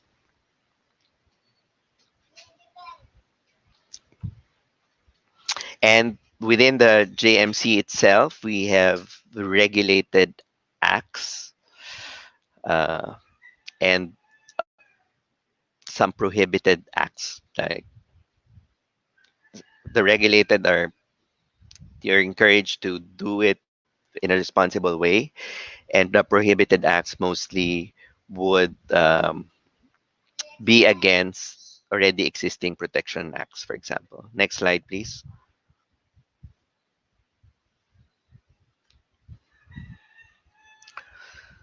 So within the act itself, there we talk a lot about zonation, which is the interaction area. So we've zoned where and which activities can happen per area. So we have a no interaction zone, which is within the uh, direct perimeter of the animal. Then we have our interaction zone with recommended distances from the animal, and we have a waiting zone where, uh, if it's a dedicated site, other observers would want to wait for the ones interacting at the moment to finish before they get into the water. Next slide. Um, I'm not going to go into all the details of the act, but as you can see in the following slides, there's a lot of ways how we can interact with marine wildlife responsibly, and they're all contained in the JMC. So can you just go through the next few slides, please? Um, so harassing, chasing, for example, are not allowed. Next slide. Uh, so these are examples of the prohibited acts, like riding and touching are not permitted, or attracting uh, these animals artificially are prohibited. Next slide. And for, as I said, like for different in-water activities, including scuba diving and snorkeling, are also mentioned in this JMC. Next slide, please. For land-based interaction, we have guidelines for marine turtles nesting in our beaches. Next slide. Or if we're in water with the marine turtles. Next slide. For example, we have only 4 people allowed per marine turtle. Some species are more sensitive, so we have like a longer distance from the animal recommended and shorter durations, for example, of interaction. Next slide. These are dugong interaction, both with boats, which happens in the Philippines, and if you're in the water, snorkeling. Next slide. And we also have for dolphin and whale watching. So the distance, for example, will depend on the size of our dolphin. Closer if it's a dolphin and farther if it's a whale. Next slide. So all the details of this, including the uh, distance in meters and the duration of time in minutes for interaction. Next slide, please. Will is included in the JMC. So for example, this would be for bigger animals or whales. Next slide, please. And as I said, even viewing using an aircraft is regulated here. Next slide, please. Next slide. So again, this is it's a new uh, policy that we're trying to help the Department of Tourism. So my NGO, for example, has been promoting responsible interaction already with marine wildlife, for example, with marine turtles. So our website would have, for example, a lot of materials on what to do if you see a pawikan or a marine turtle and being a responsible turtle watcher. So these are just examples of materials we have already online and what we've been promoting. We want to influence also our visitors. I think it would be difficult, very difficult, especially in water activities to patrol and to control these activities. So we're hoping that our visitors themselves can self-regulate and patrol themselves. Hence the information materials that we've been producing. Next slide, please. Just more of the information, what not to do and what is the right thing to do. Next slide, please.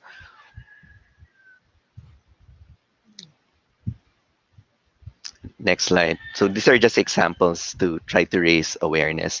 So one of the studies I came up with, like one of the better regulated sites, I think in terms of activities would be the whale shark interaction in Oslob. But there was a study about 2 years ago showing the non-compliance of the visitors and the non-regulation of the management agency to these guidelines. So as you can see, you get almost uh, more than 90% non-compliance to any of these regulations. So I guess my point is now is, yes, we do have the JMC now, but the real challenge is implementing it and making sure that it is enforced to help protect our marine wildlife resources here in the Philippines. Next slide.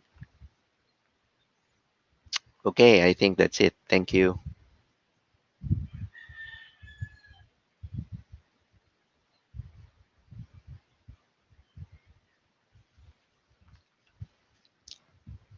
Thank you all.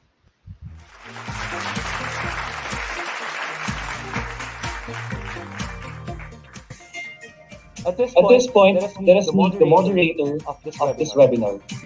She's the adjunct faculty of the Asian Institute of Management, Dr. Maria Cherry Din Rodolfo.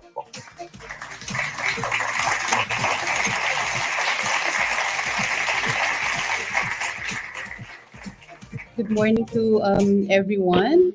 And I would like to thank our 3 speakers for that very comprehensive, engaging, and really very interesting presentation. We actually we received a number of questions from Zoom and also from different platforms. Now, I'd like to ask the first question to Dr. Kaloy. Okay, Dr. Libosada. So we have actually a very good question from Christina Racelis, and the question is, how do we integrate marine spatial planning to better maximize the potential of our coastal destinations? And I also would like to relate that to how do we make use of our comprehensive land use and water use plans, which we believe are already available in a number of our local destinations? Okay, I'll do the. I'll answer first.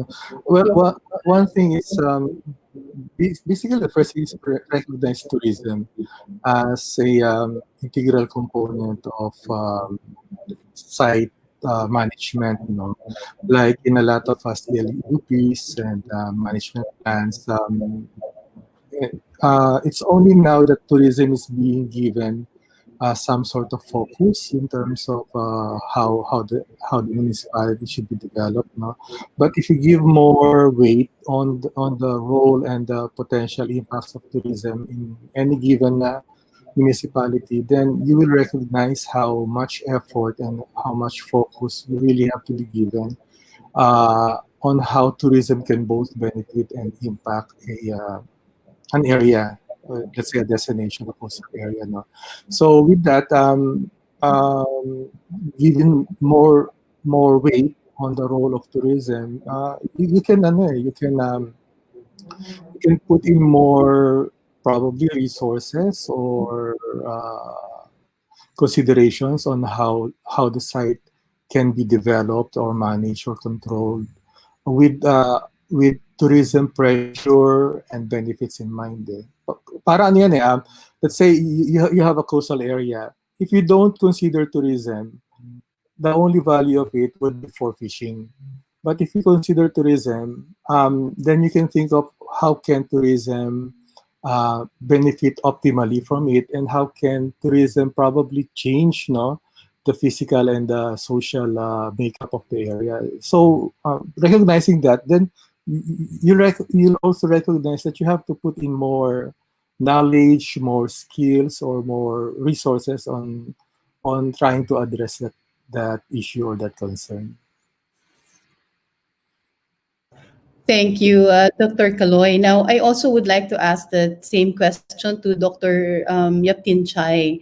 So, from your experience in working with a number of our local government units and even a private stakeholder, so how do we integrate this marine spatial planning so that as mentioned, no, the comprehensive land use and water use plans would really be very responsive now to the challenges that both you and Dr. Kaloy mentioned? So my focus really would be on species conservation, right?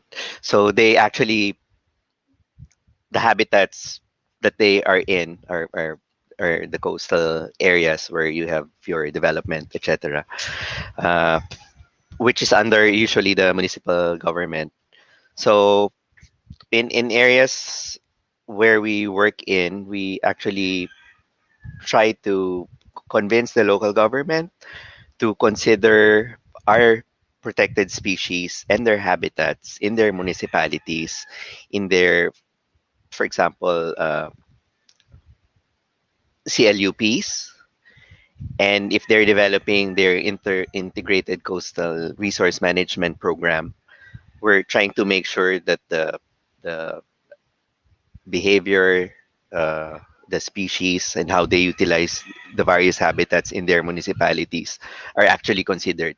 Kasi kahit within the coastal resource management program, minsan nakakaligtaan yung ibang species natin. So dun yung usual involvement namin is to make sure when the municipalities are planning, the needs of our biodiversity and species are considered in their plans. Dr. Yeptin Chai, if I may ask, let's say in a scale of 1 to 10, no, in terms of the conduct of inventory of species or habitat that you mentioned, how far are most of our coastal destinations from, reaching the ideal, if 10 is the highest? You mean ideal for tourism That they development, have adapted or the baseline data for that they've biodiversity? the inventory or set up baseline data? I would think less than 30%. Less than 30%. Okay, thank you so much for that feedback. Now, Director Veer, we have a question here from Ms. Fe Acevedo from the local government unit of San Antonio, Zambales. So it seems that there's an apparent demand that they're observing from tourists, maybe coming from different nearby municipalities for island hopping activities, and plus the fact that some resorts can only be accessible via boat ride. So, are there, let's say, protocols that will be issued for these types of island hopping activities, most especially that summer is almost nearby? Yeah, definitely no. So one of the major attractions and activities for a lot of these coastal communities, of course, is island hopping and going from one attraction to another. Definitely, there are guidelines, most especially for example, for boats and other transport.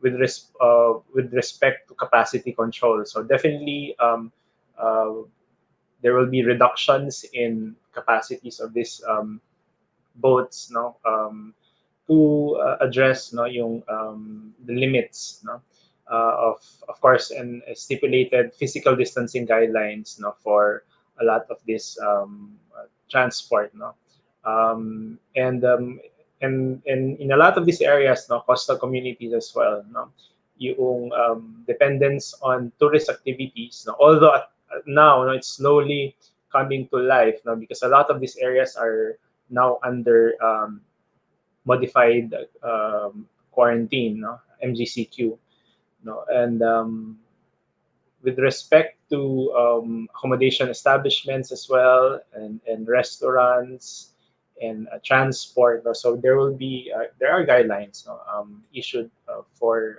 limits, no, in capacities. Thank you, Director Veer, for the response. Now, I'd like to ask Dr.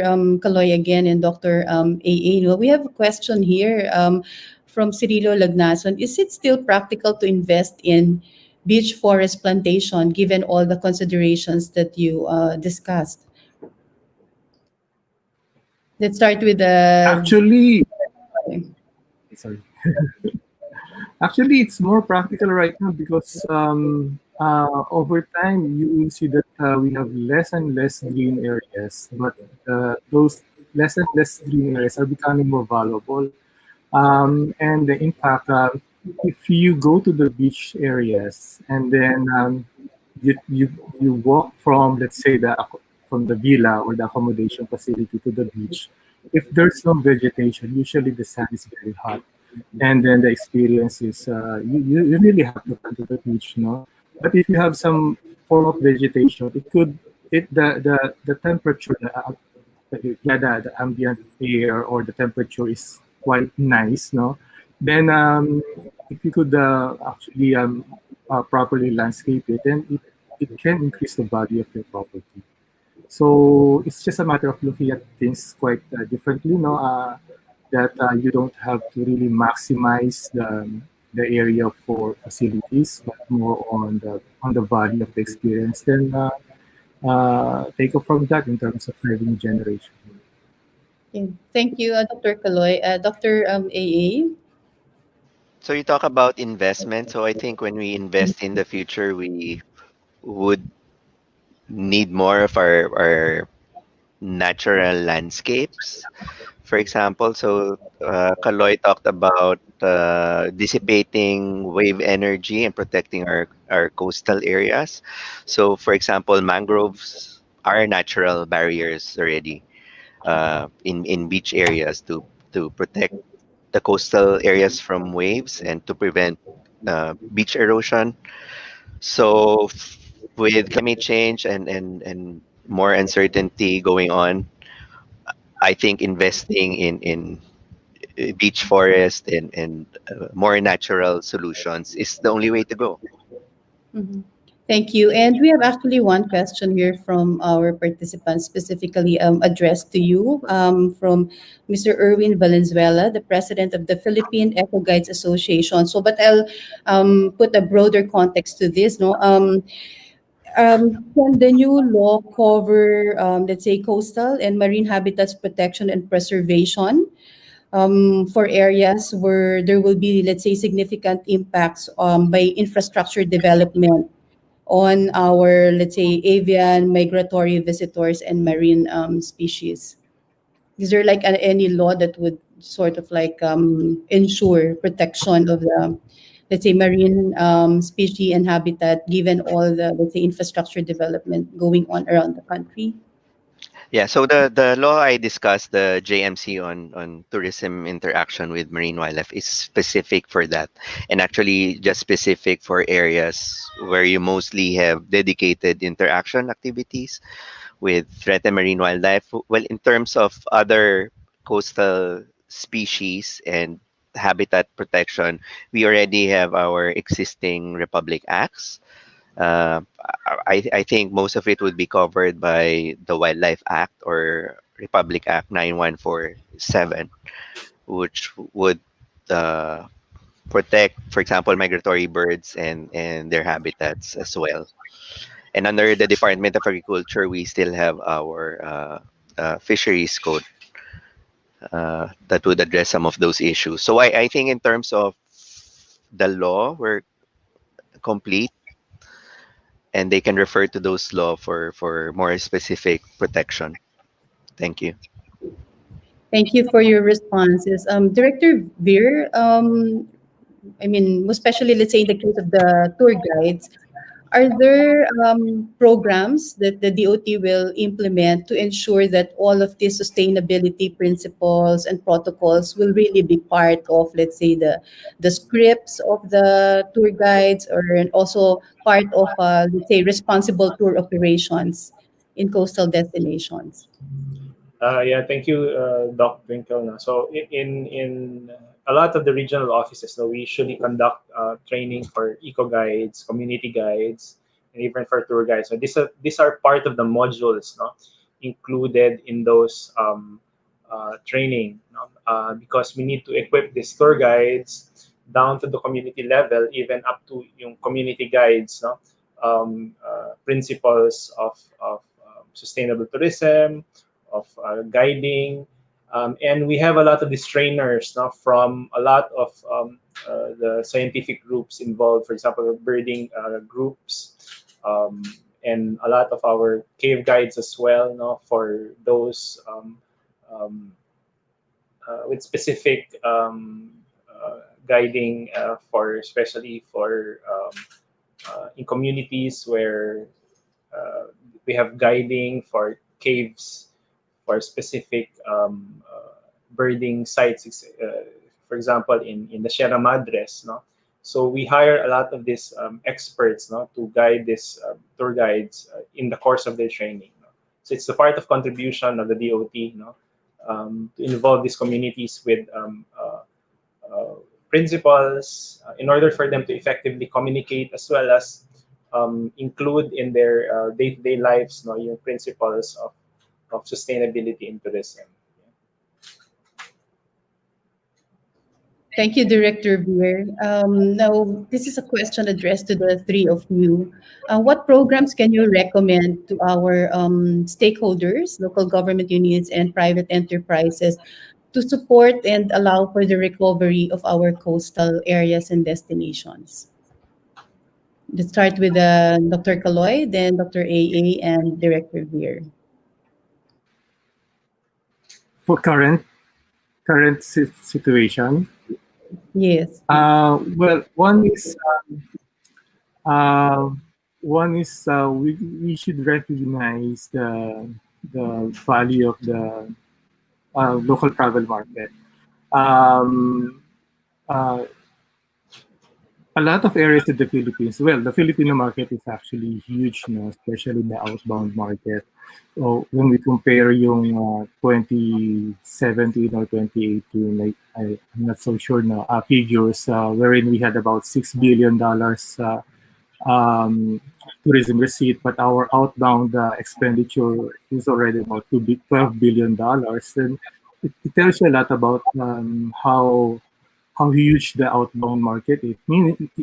Meaning how huge the Filipino travel market is, not only coming from the NCR. So what I'm trying to get at is that we have a huge compartmentalized markets within the Philippines. So let's say you're an area wherein you think you can open up your site for tourism, then there's a good possibility that the local market within that area should be able to help you generate some sort of or to cope with a very limited number of inbound market or interregional markets. No? So um, uh, you could probably, or each particular site could have its own guidelines.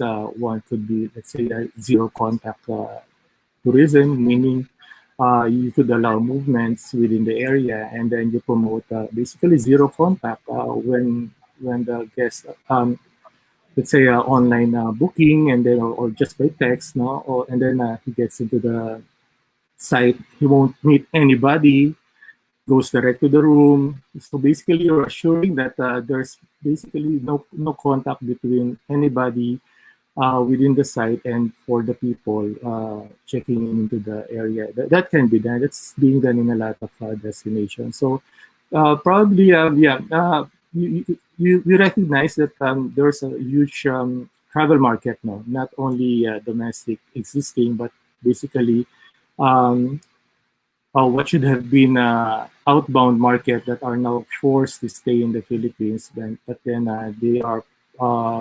they can be considered as a potential add-on domestic market in any of the localized destinations in the Philippines. Thank you, Dr. Kaloy. Dr. AA. I think in terms of what I talked about, having biodiversity as our attraction, which is unique and special in the Philippines, of course. We need to protect these resources more. And in terms of any tourism and coastal development, we need to consider, like Kaloy talked about, the parang non-biotic factors like the beach. Pero we have the biotic factors, our animals, creatures living there, our plants, which needs to be considered in any form of development. And I think in the long term, this will help your destinations. Like the buzzword now is also again still ecotourism, and hopefully we understand fully what this means, because it means actually enhancing, helping enhance our natural resources in the area also. So I think with those principles, uh, they should be good and safe to go for any development. Thank you, Dr. AA. Director Veer.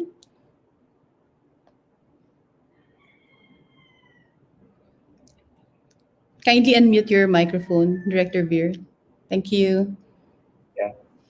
Sorry about that. No. So there is this concept wherein we usually use, for example, when we account for the value of services that destinations actually give, no? Especially for islands, no? Island economies.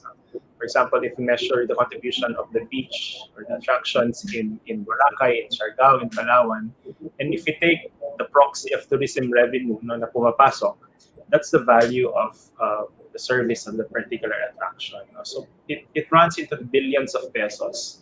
No? Um, and the only way, or one of the ways wherein we could actually uh, maintain the value of this is to enforce, of course, existing laws with respect to, for example, for one, for enforcement of the water code regulations, planning rules, easement rules, no? And these are because we have a lot of these laws already currently guiding us. So enforcement is one, and some of these the weakest things, no, in terms of enforcing this, it would be our partners, destination managers. So, We have, of course, equipped them with the necessary tools in order for these planning controls, no, to be enforced, especially for fragile ecosystems like islands and beaches. So that's one. No? Uh, it's one way of preserving and ensuring that environmental services, ecotourism services from these attractions are or will continue in the future. No? Yun naman ang gusto po natin. No? Na there will be a destination or an attraction that can be used by future travelers, not only those in the present time. So, of course, yung na-mention kanina ni Sir Kaloy, no? That we have to funnel um, our domestic tourists back to our destinations again, because that's one of the things we're trying now to encourage here in the Department of Tourism, no, to encourage domestic travel in this time of pandemic. No? So, but of course, with respect to that, no, there is a lot of education that needs to take place on the part of our travelers, and this particular situation we are in now is actually one of the best times for us to actually mine our existing laws, regulations, and everything. No? And an opportunity as well for our domestic travelers to actually learn more about the country, learn more about specific habitats ng mga ganitong klaseng mga environments. So um, that's my take on this particular question. Dr. Okay. Twinkle, thank you. Thank you very much, Director Veer. And as I mentioned earlier, there seems to be an apparent demand already for travel to our coastal destinations. And in fact, we have question here on from Ms. Christina Taylor if there are any updates on international travel bans. So just so we could address this query also from some of our foreign viewers, Director Veer. Yeah. Currently, for travel outbound, no,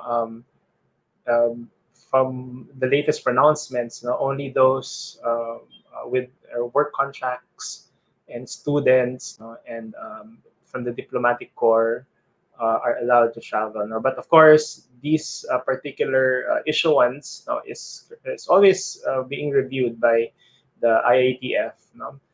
Considering now, for example, that the third quarter, no, is a peak travel month, both for inbound and outbound, no, for the country. And of course, we have to be updated, no, by the guidance of the IATF with response with regard to both inbound and outbound travel. No? So just to, by extension, no, there are already questions as well, no, for travel inbound, no?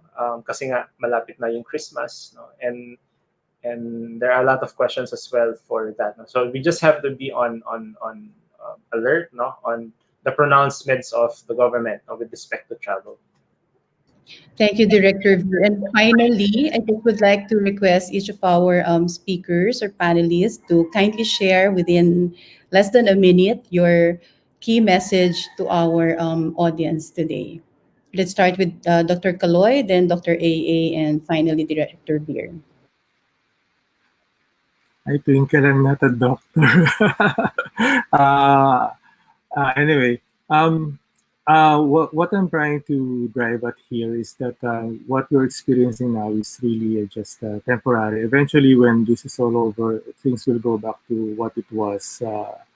Meaning there will be a lot of people traveling, there will be a lot of people trying to get into the business, investing. Basically, there will be a snapback now, going back to what it was. No? And then, of course, the pressure will be increasing over time.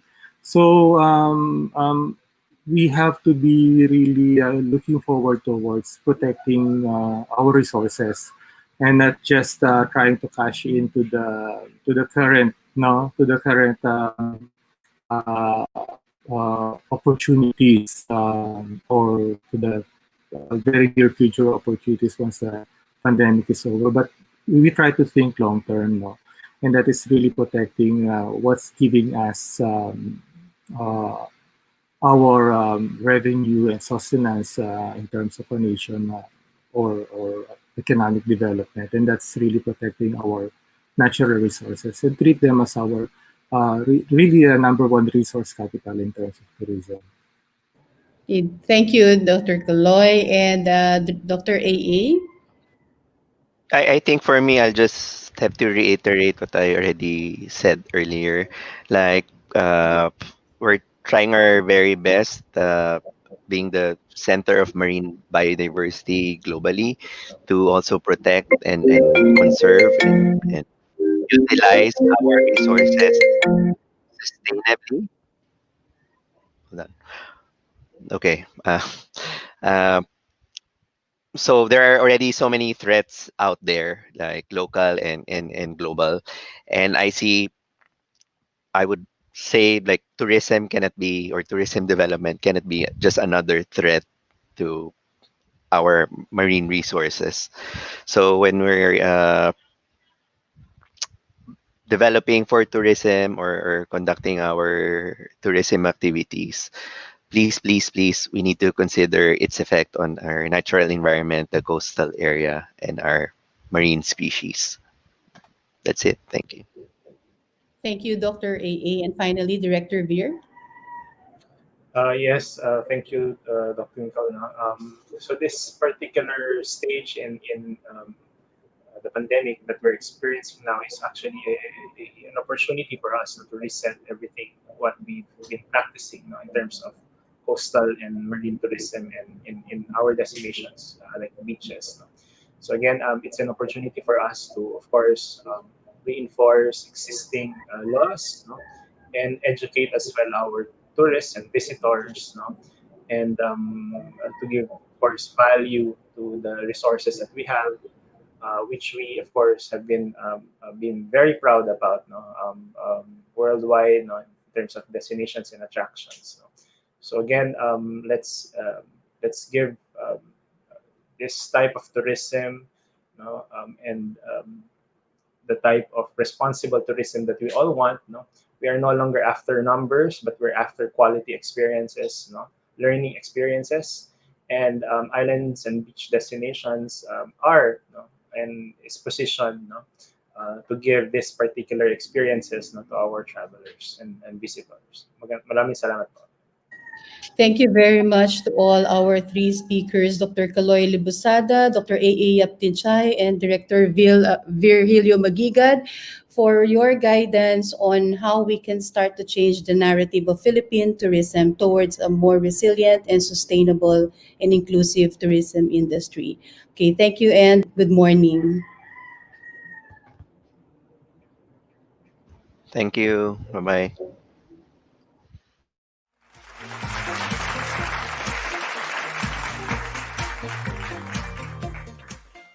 Now, we will discuss the role of the national government in the protection and development of beach and coastal destinations through panel discussion.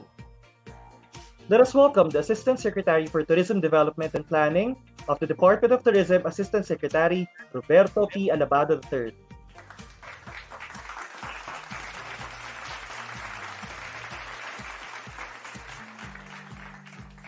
Our second panelist is the Chief of the Coastal and Marine Division of the Biodiversity Management Bureau of the Department of Environment and Natural Resources, Ms. Armida P. Andres.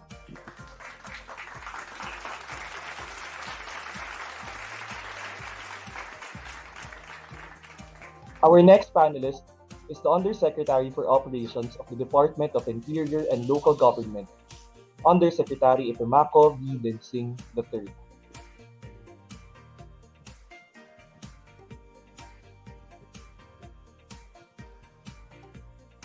Let us welcome the Officer in In Charge, charge, Director Director of of Fisheries Review and of Aquatic Fisheries and Resources Aquatic. of the Department of Agriculture, Dr. Juan D. Albaladejo.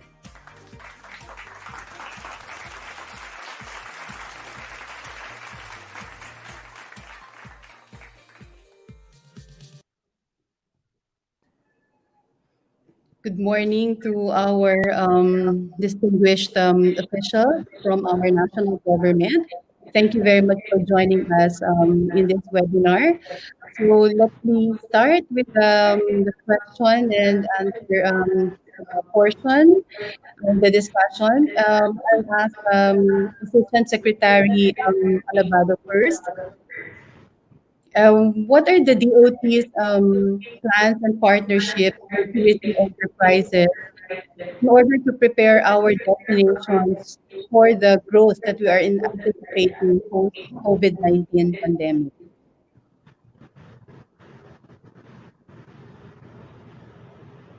Kindly unmute your microphone, Assistant Secretary Alabado. Thank you.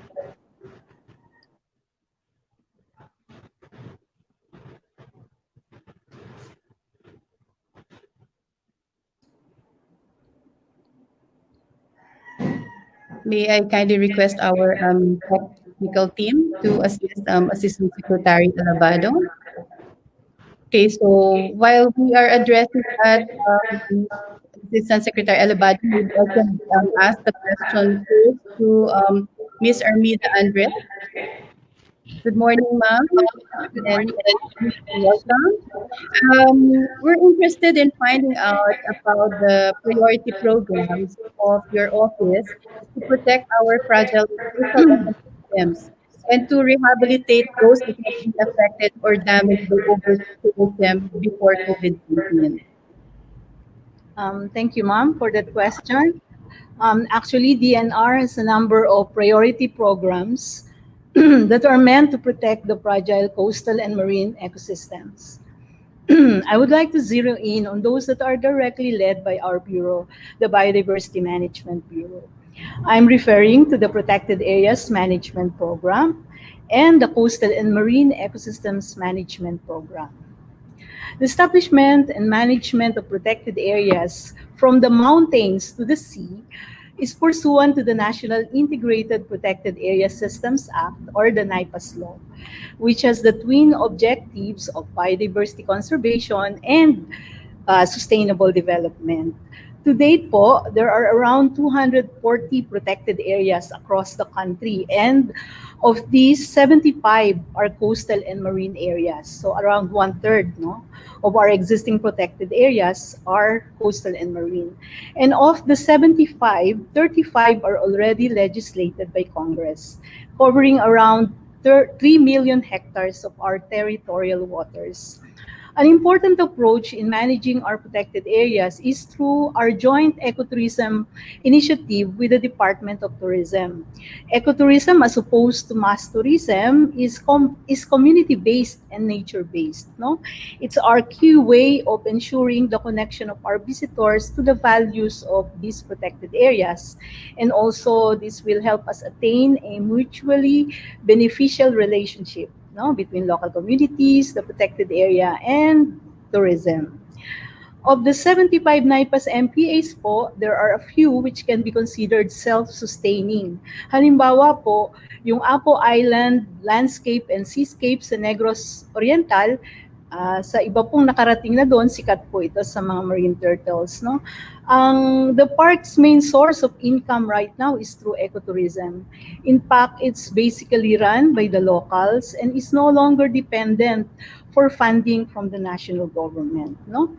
So yun po, and in connection with ecotourism being implemented in our protected areas, our department is also doing and implementing carrying capacity studies as an approach to visitor management of our top NIPAS MPAs coastal destinations. So kasama po dito yung pag-aaral sa El Nido, sa Siargao Island, and sa Panglao Island po.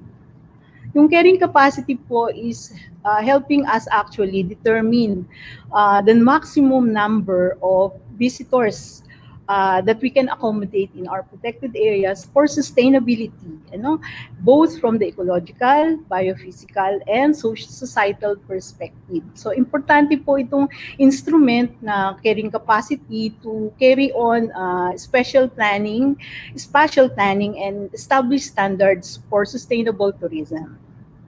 Another key effort po or program of the department is the Coastal and Marine Ecosystems Management Program, or CMEM.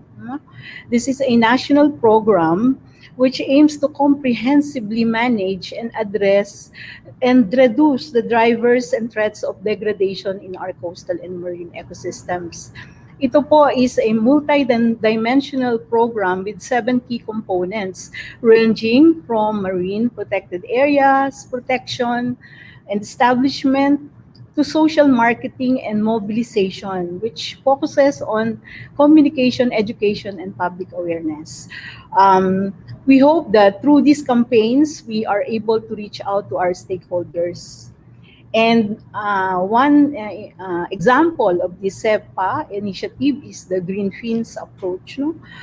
Which aims to protect and conserve our coastal and marine resources like the coral reefs by establishing and implementing environmentally friendly guidelines that will promote sustainable diving and the snorkeling industry. On the aspect po naman of rehabilitation, I think the perfect example that I can think of ay yung rehabilitation undertaken by the department in Boracay Island. No?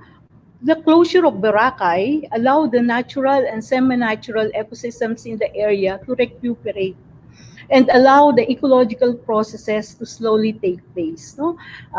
Imagine just a few months after closing the Boracay, there were already reports of sighting of butandings around the area. So these are indicators of the impact of closure of the Boracay to the marine resources. No? Sa marine setting po kasi, yung closure or restrictions of an entries already considered a form of rehabilitation. So the closure, together with the conduct of ferrying capacity to determine the number of people that can be accommodated in the area at any given time, plus the strict implementation of other environmental laws, and more importantly, the multi-agency efforts and commitments given by the agencies involved in the Boracay rehabilitation are actually the key to the successful rehabilitation of these areas. Those are the things po that we are promoting and advocating in the department, specifically for the biodiversity management. I hope that answers your questions. Thank you. Yes, thank you. Yes, thank you very much, Mr. Mida Andres. Indeed, we really got a very good idea on the initiatives that that you pursued and that you continue to pursue. So maybe I'll ask another question later on. I just would like to check if Assistant Secretary Robbie Alabado is already available to respond to my question. Good morning, Asik Robbie. Can we try your microphone, Asik Robbie? Good morning. Oh, okay. Okay. I'll ask the question first to Undersecretary Densing. Good morning, Undersecretary Densing. Hi, good Can we? morning, Twinkle. Okay, good morning. Hi. Thank you po. Related to what Ms. Armida Andres mentioned a while ago, that DNR and also other agencies, including the LGDOT, have been pursuing rehabilitation efforts. I'd like to ask, let's say, specific policies, directives that the DILG has issued to our local government units so that we can pursue this sustainable protection and development of our coastal destinations. Well, for the local government units, on the part of the DALG, our role is really to ensure good governance by the local government units, specifically here in this case in the environment. While this was not emphasized in the past administrations, right now under the term of President Duterte, there was a special emphasis on protection of the environment. And again, as mentioned a while ago, this all started with the Boracay issue or concerns. No? And well, first of all, we thank the Department of Tourism because quite unusually, it was the Department of Tourism which triggered the focus on the environmental degradation in Boracay. And after this was presented by the Department of Tourism in one of the cabinet meetings in early 2018 or late 2017, uh, there was a refocus, no, refocus on the perspective of environment, and again, the president ordered the DOT together with the DNR and the DILG to see if the island can be rehabilitated even without its closure. And we found out later on that there was a need to at least temporarily close the island for its rehabilitation and so-called natural healing. And as mentioned a while ago, that natural healing of Boracay has already given us a perspective of marine life returning to the seashores of Boracay. So the successful rehabilitation of Boracay on the part of the DALG gave us an opportunity to focus on other major tourist destinations, beach destinations to be particular, in the other parts of the country. And here we're talking about particularly Coron and El Nido in Palawan, Siargao in Surigao del Norte, Panglao in Bohol, and Puerto Galera in Calapan, Mindoro. And we actually, together with the directive from Secretary Ed Año, we created regional inspection committees, the same way we did that in Boracay. So again, the focus of the DILG is really governance. In fact, just to give you an example how we are poor in governing or focusing our protection in our attention in protecting the environment. In Boracay, when we decided to focus on the permits and licenses of all establishments in Boracay as a beach tourist destination, in the first 1,080 establishments that we've covered for purposes of inspecting their permits and licenses, only 25 of 1,080 establishments initially, or only 2.3% of all establishments in the first 1,080 establishments in Boracay that we've inspected have complete permits and licenses, meaning that the local government really failed in ensuring that the establishments that are operating in Boracay did not have the necessary license to operate. And in the pursuit of good governance, many of these establishments were closed until and unless they've they got their proper permits and licenses from the local government and that also of the national government. So in pursuance to the effect or impact of governance, we've done this by creating regional inspection committees and using Boracay as the prime example of doing good governance in protecting our ecosystems and the beach or coastal system. And more importantly, this has already spilled over to the issue of Manila Bay, which is the longest coastline in Luzon, which is around 190 kilometers. Remember, there was a 2008 Supreme Court ruling of continuing mandamus, meaning that the Manila Bay must be rehabilitated and preserved by 13 national government agencies. And since 2008, nobody really put seriously this mandamus order by the Supreme Court. It was only under the term of President Duterte, after we've rehabilitated successfully Boracay, that we've refocused our attention to Manila Bay. And I think it's already proven in the recent few months that there was already a semblance of a turnaround in rehabilitating Manila Bay. We're not yet there, but we're on our way to make sure that Manila Bay becomes again a major tourist destination in Metro Manila, specifically in the area of Parañaque and Manila, and all other provinces covering Manila Bay, which spans three regions, Region 3, Region 4A, and the National Capital Region. So initially, our focus really is making sure that governance would be a major issue to our local chief executives of the many local government units housing many coastlines and beach tourism in our country. Thank you very much, Undersecretary Densing. If I may just make a follow-up question to your discussion on governance.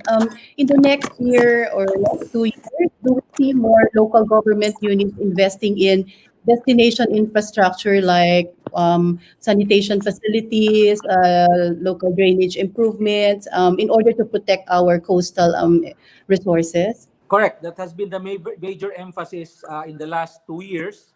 The DILG, through our local government operations officers, has already discussed this with the many local chief executives housing beach tourism areas and those who are housing coastlines, so that there is proper sanitation, both solid waste and wastewater, so that we will no longer experience the issues or the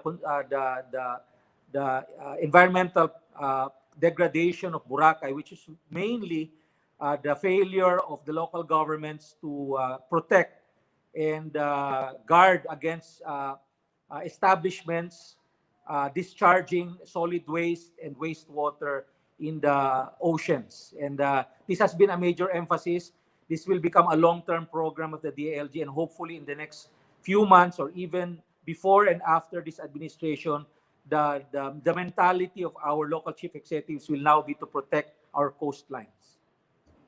Thank you very much, Undersecretary Densing, for that particular guidance to our local government units and destinations. Okay, good morning, Assistant Secretary Alabado. Okay, can we kindly test your microphone? Good morning, Robbie. Kindly unmute your microphone.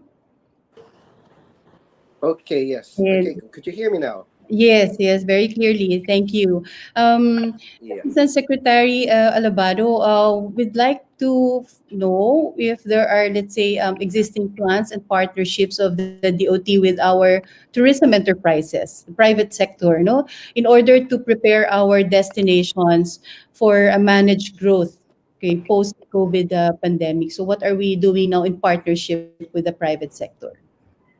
Yes, for the Department of Tourism, we have seen that in the previous session, we have seen the growth of tourism, but at the same time, we see that most actually of our people, our tourists coming here, are really enjoying the sun and beach. It's not just sun and beach, but we're also enjoying the I call it wildlife encounters. So it's the dugongs, it's the diving. We have the whale sharks. So all of these experiences are actually in the coastal area. And we have seen a tremendous growth of infrastructures, tourism infrastructures being built along our coastline, as was earlier, yung ano na yun, yung stretch na yun from the sea or from towards the inward part of the coastal area. And right now, we have seen that tourism can be both beneficial, but at the same time, it can be on the other side detrimental actually to the environment, as in the case of Boracay. When Boracay was closed, a lot of people were really parang yung iba nagalit, yung ibang na ano na nagtampo. But if you're going to look at the international news, almost all around the world, we were applauded for having the guts, for having the political will to save our environment. Because we all know that if this is one of the main resources why tourists would visit the Philippines, then we must protect our environment. So we have also seen that in the Boracay case, it's not just the Department of Tourism that has to work towards the tourism sector. Dito po nakita natin yung interagency. We had a very strong interagency collaboration between DNR, DILG, and DOT. We are enforcing the plans and the programs of each agency just to protect our environment and to sustain tourism. So right now, the Department of Tourism, after the Boracay experience, we now have learned that we have to actually prepare our islands. So right now we have what we call the tourist program, wherein we are going to put in place the proper infrastructures needed by our communities and our private sector so that they can operate in a sustainable way on the sun and beach tourism. So what does this program do? We're looking at Bohol, we're looking at Siquijor, we're looking at Siargao, we're looking at Samal Island and Davao. These are island destinations which have very good beaches, and we have a program which will be actually medium. This will last about 6 years. Wherein the government is going to ensure that our private sector, our hotels that are going to be put up there, our restaurants, our resorts, will be able to access the proper facilities needed for them to operate sustainably. So ano pong mga ibig sabihin nito? We're going to be building, both the local government with the national government will be building the proper infrastructures like sewage systems, like water treatment systems, like solid waste management facilities. These are much needed for our coastal environment so that hindi po tayo maging highly polluted sa ating mga areas. So this, I think, is the key infrastructures that will be needed by our private sector as they will harness the power of the beauty of our natural resources to lure in the tourists from abroad and from domestic. Habang dumadami po kasi ang mga turista, ang carrying capacity po ng ating mga communities, local government, and even and mostly our environment will be burdened. So, kinakailangan po natin na ngayon pa lang, inuumpisahan na po natin na alam natin, Siargao is very attractive. Siquijor is very attractive. Bohol is very attractive. Samal Island is very attractive. Ngayon pa lang po, inuumpisahan na natin ilagay yung mga tamang infrastruktura para po ang ating mga private sector ay meron na ho silang tamang pagtatapunan ng kanilang basura, meron ho silang mga tamang pagtatapunan ng kanilang mga wastewater para ho ma-preserve naman po natin ang ating kapital, which would be the pristine coastal environment that many of the divers, of those who are the sun worshippers, yung mga beach na mga lovers, would go to the Philippines. So that is one of the biggest programs of the Department of Tourism right now. Of course, there's also education. When right now it's not just before COVID happened, we were already into sustainable tourism. We have been always communicating. We have advertisements. We have part of the marketing of the Philippines was always on sustainable tourism. So we are looking for responsible tourists. We are looking for responsible tourist establishments on how we can sustain tourism in the Philippines. So I think we can start discussing, and maybe there are more questions about this topic. Thank you. Thank you very much, Assistant Secretary Alabado, most especially for updating our participants about the tourist program of the DOT. I think we now have Dr. Juan Albaladejo from the Bureau of Fisheries and Aquatic Resources. Good morning, Dr. Juan. Kindly unmute your microphone so we can hear you. Yeah, Dr. Juan, kindly unmute your microphone.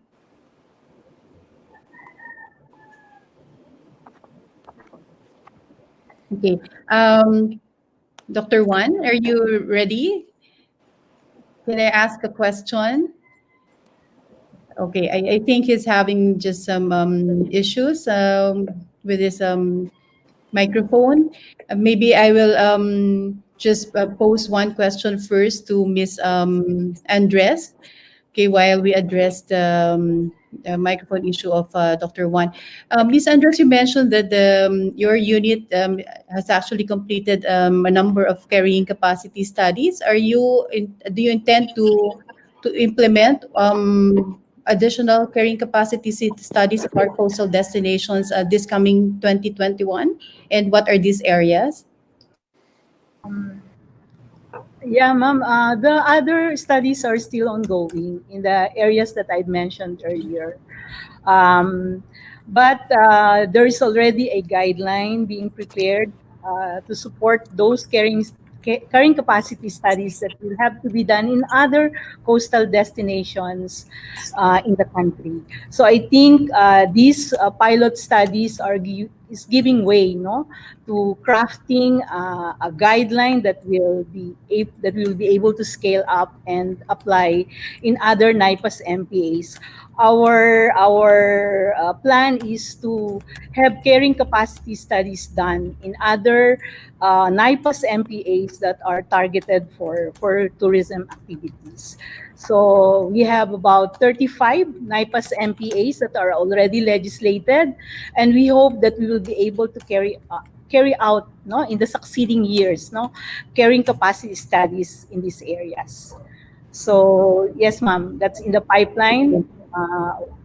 These are legislative Mhm. protected areas, so they need to be really protected, and carrying capacity is one way, to address that. But there's another thing that our director is actually uh, planning to do in all of our protected areas. That's the valuation of ecosystem services. I think these two tools, if taken together, can really help protect these areas that are that are targeted, no, for tourism purposes. So I think that's the response from our end. Thank you, po, ma'am. Thank you, Ms. Andres. And related to what you mentioned about the valuation of ecosystems, we do believe that your offices also provide support, let's say, to local destinations on, let's say, sustainable financing mechanisms in order to address the issues that you mentioned about over tourism. Now, I'd like to check Dr. Juan Albaladejo. Can you hear me? Yeah, good morning. Ayan, good morning po. Good morning. I just have a question for you about the programs and policies of the Department of Agriculture, Bureau of Fisheries and Aquatic Resources. So, what are these particular programs and policies in order to ensure that we protect our blue economy resources, given that based on the Philippine Statistics Authority data, our ocean-based industries accounted for 3.6% of our Philippine GDP in the year 2018, and ocean fishing accounted for the largest share of this value added. And second to that is the manufacture of ocean-based products. Good morning. Regarding this programs by BIPAR, no, usually the first program that really implementing for the past 5 years is the Malinis at Masaganang Karagatan. Is a search, no, it's national search for the most LGUs, no, that really conforms with the five criteria that we set up. First is they have a good management of mangrove reforestation. They don't have illegal fishing. They also have solid waste management, so it's zero waste. Then, as well as they have a well-developed marine protected areas. And lastly, is the practices what you call a closed season. No, in this search, is we find some LGUs that really practice this uh, protecting our blue economy. Then another program that we started for the last 2 years is the Fishery Administrative Order 264. And this one is the development of what you call the fishery management areas, where we out of the 24 major fishing grounds around the country, we subdivided to about 12 fishery management areas according to the species that's dominant in the area. And from that, uh, what will happen is instead of having uh, the national government or the Manila doing the policy, the each fishery management area will form is what you call the management body with help from what you call a science advisory group and with consensus participation of all stakeholders to crop up the management that is prepared to this specific suitable to specific areas of development. So with this, we're thinking that in the future, we what you call is if we have problem, the means that all the areas around the country or coastal waters will be federated, where they manage their own, do their own share of their development, and really take up what is best, for the taking care of the environment as well as if they're going for ecotourism, I think it be covered by that special law on fishery management areas. Thank you, Dr. Albaladejo, for that response. And finally, maybe as a key message, I'd like to request Undersecretary Densing to share with us some key takeaways, given that, as you mentioned, governance is key in our successful pursuit of resilient, inclusive, and sustainable coastal destinations. Kindly unmute your microphone. Thank you.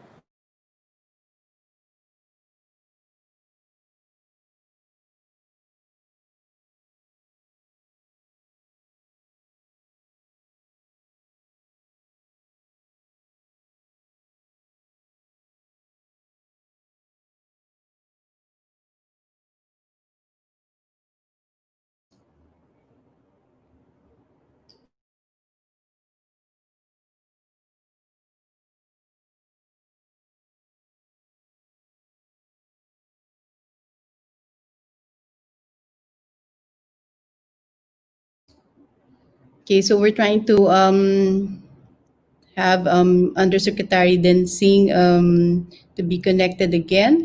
As Assistant Secretary Alabado, may I kindly request you to at least give the key takeaway points in our towards our pursuit of sustainable, inclusive, and resilient tourism. Thank you.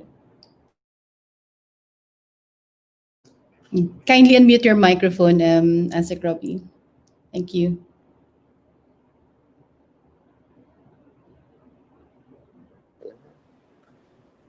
Okay, so good morning to everyone. Okay, so for the Department of Tourism, we see that tourism is going to be growing at a tremendous time when we're going to have when travel is back. Okay, we see that people are actually going to go around. I was in Boracay last week, and until now, we're having inquiries on how to go to Boracay. And this is an indicator that people really uh, kung sa ano pa sa are really gung ho to go to the beaches, go to open spaces, away from being just cooped up inside their houses. But what we're saying right now, please stay at home. But the beaches will be there for the next millions of years. The open doors will be there for the next millions of years. However, from this session, we've been looking at the different programs of the government, and we see that the government is trying its best and looking for new policies that will ensure the sustainability of our resources. And tourism relies on these resources because these are the main attractions of our tourism apparent stakeholders. For example, when we talk of BIFAR, we're talking about people will think, oh, that's fisheries.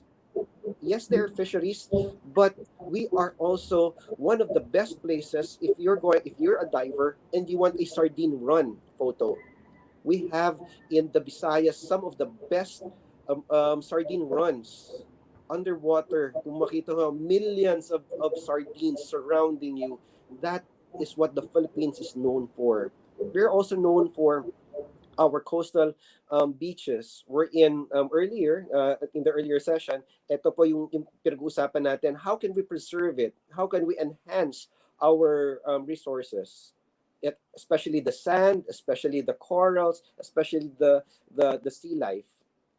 These are the products in tourism that we are known for.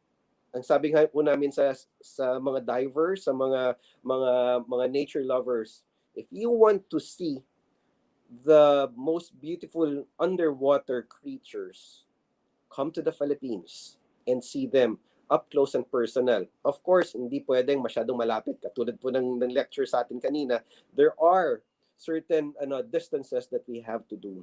So, key takeaway, we are just, in tourism, we are just caretakers of the resources that we have. And these resources that we have given by God are supposed to be enjoyed by everyone.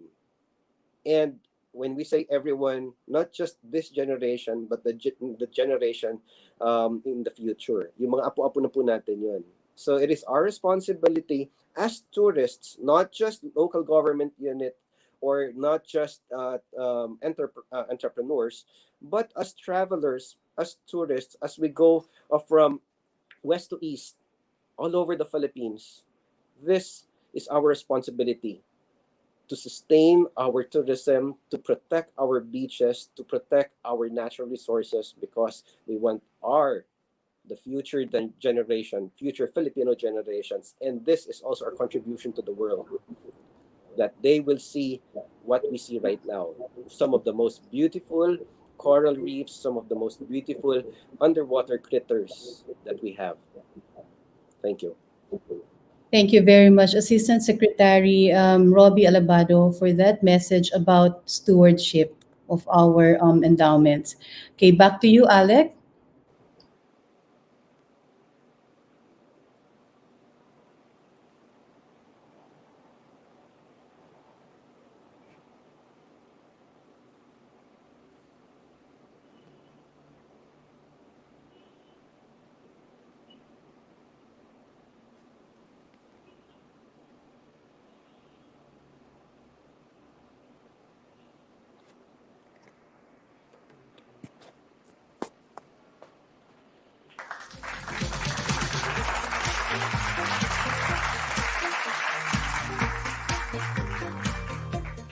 Maraming salamat po sa inyong lahat.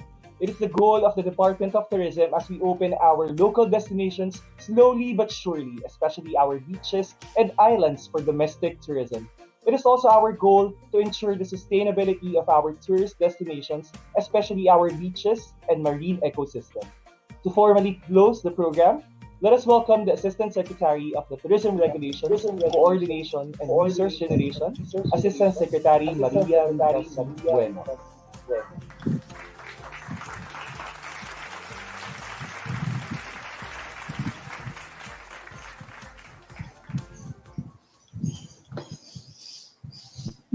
Thank you very much, Alec. And of course, thank you also to, in behalf of, magandang tanghali po muna sa inyong lahat. At mabuhay po kayo. I know it's already lunchtime and I'll be very quick.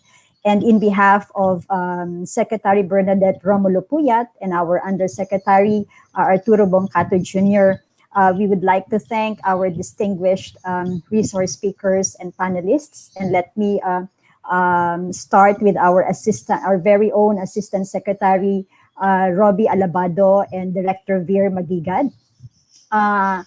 Our partner from other government agencies under DILG Undersecretary Epimaco Densing, um, uh, the DABFAR Director Dr. Juan Alabadejo, of course, from DNR Biodiversity Management Bureau, Ms. Armida Andres, and my two very good friends, Mr. Kaloy Libusada, who is also a former tourism officer, and Dr. A.A. Yapinchay of the Marine Wildlife Watch, and a member of a DOT family. We consider her already an extended family member of the Department of Tourism, our host, moderator, Dr. Twinkle Rodolfo. And of course, to our participants from other government agencies, our DOT regional directors, and our team on the ground, our partners from the local government units and the tourism private sector. Thank you po for sharing your time with us in this very important forum. I know this is one of the, we have been hearing the closure of Boracay and all other challenges of our coastal destinations. And this is really an opportune time. We thought that we should be discussing this. We hope that everyone really has gained valuable insights and information on how best we can protect and preserve our coastal and beach destinations. It has been mentioned many times also during this forum that the Philippines is an archipelagic destination. And sabi nga ni Kaloy, the beach is our parang best or primary natural asset. It is our attraction. And with that, the National Tourism Development Plan of the Department of Tourism has put sun and beach tourism, as one of the 10 priority products, to be developed and promoted by the DOT, alongside with the other tourism products like farm tourism, cultural tourism, education tourism, among others. So the forum really is aimed at educating all of us and informing us on the policies, the roles, the challenges, encountered in our coastal and beach destinations. And this conversation will not end here, because this is going to be a 3-part webinar or forum. And the next session, which is scheduled on October 22, will tackle challenges in tourism development. And we will be showcasing, and we have invited actually local government units from Pangasinan, 100 Islands, Panglao, Bohol, Puerto Galera, and of course, Boracay, to share their experience in their journey, particularly on this coastal tourism development. And of course, on October 29, which is the last session of this 3-part forum, we'll tackle coastal waters, coastal watch, and keeping our water safe. And the other government agencies involved in this would be invited and would be sharing their policies. And we will be having the Marina, the Coast Guard, the Department of Health for preventing drowning, and a non-government organization, the Zambales Life Saving Group. Before I close, my final statement is that I'd like to share with you, a statement that I once heard from former President Fidel V. Ramos in an ecotourism forum in 2010 in Bohol. Of course, he was really very proud of how the tourism has grown in the country, and of course, our very valuable tourism assets. And he said that we should not kill, we don't kill the goose that lays the golden eggs. We have been observing that maybe for the past 10 years, the growth of tourism in the country really has gone, very high, double-digit increases in our tourism arrivals and receipts. And we've been reaping recognition, global recognitions, particularly our top islands and beach destinations all over the world. So this is really our number one asset. It's actually a gem for the tourism industry. So I think as we prepare and work together in reopening our tourism destinations, let us keep that in mind, no? So because diyan natin kinukuha ang ikinabubuhay ng ating industriya. So with that, we hope to see you in our succeeding sessions. Maraming salamat po at mabuhay po kayong lahat.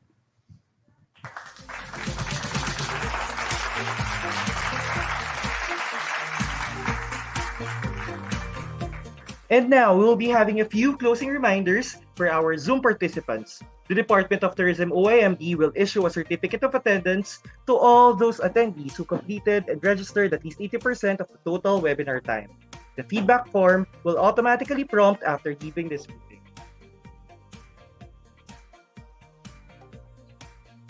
This ends our program for today. Thank you for joining us, and we still have upcoming webinars, so stay tuned in the official Facebook page of the Department of Tourism. This has been your host, Alec Pagkus. Goodbye and have a great day. Stay safe, everyone.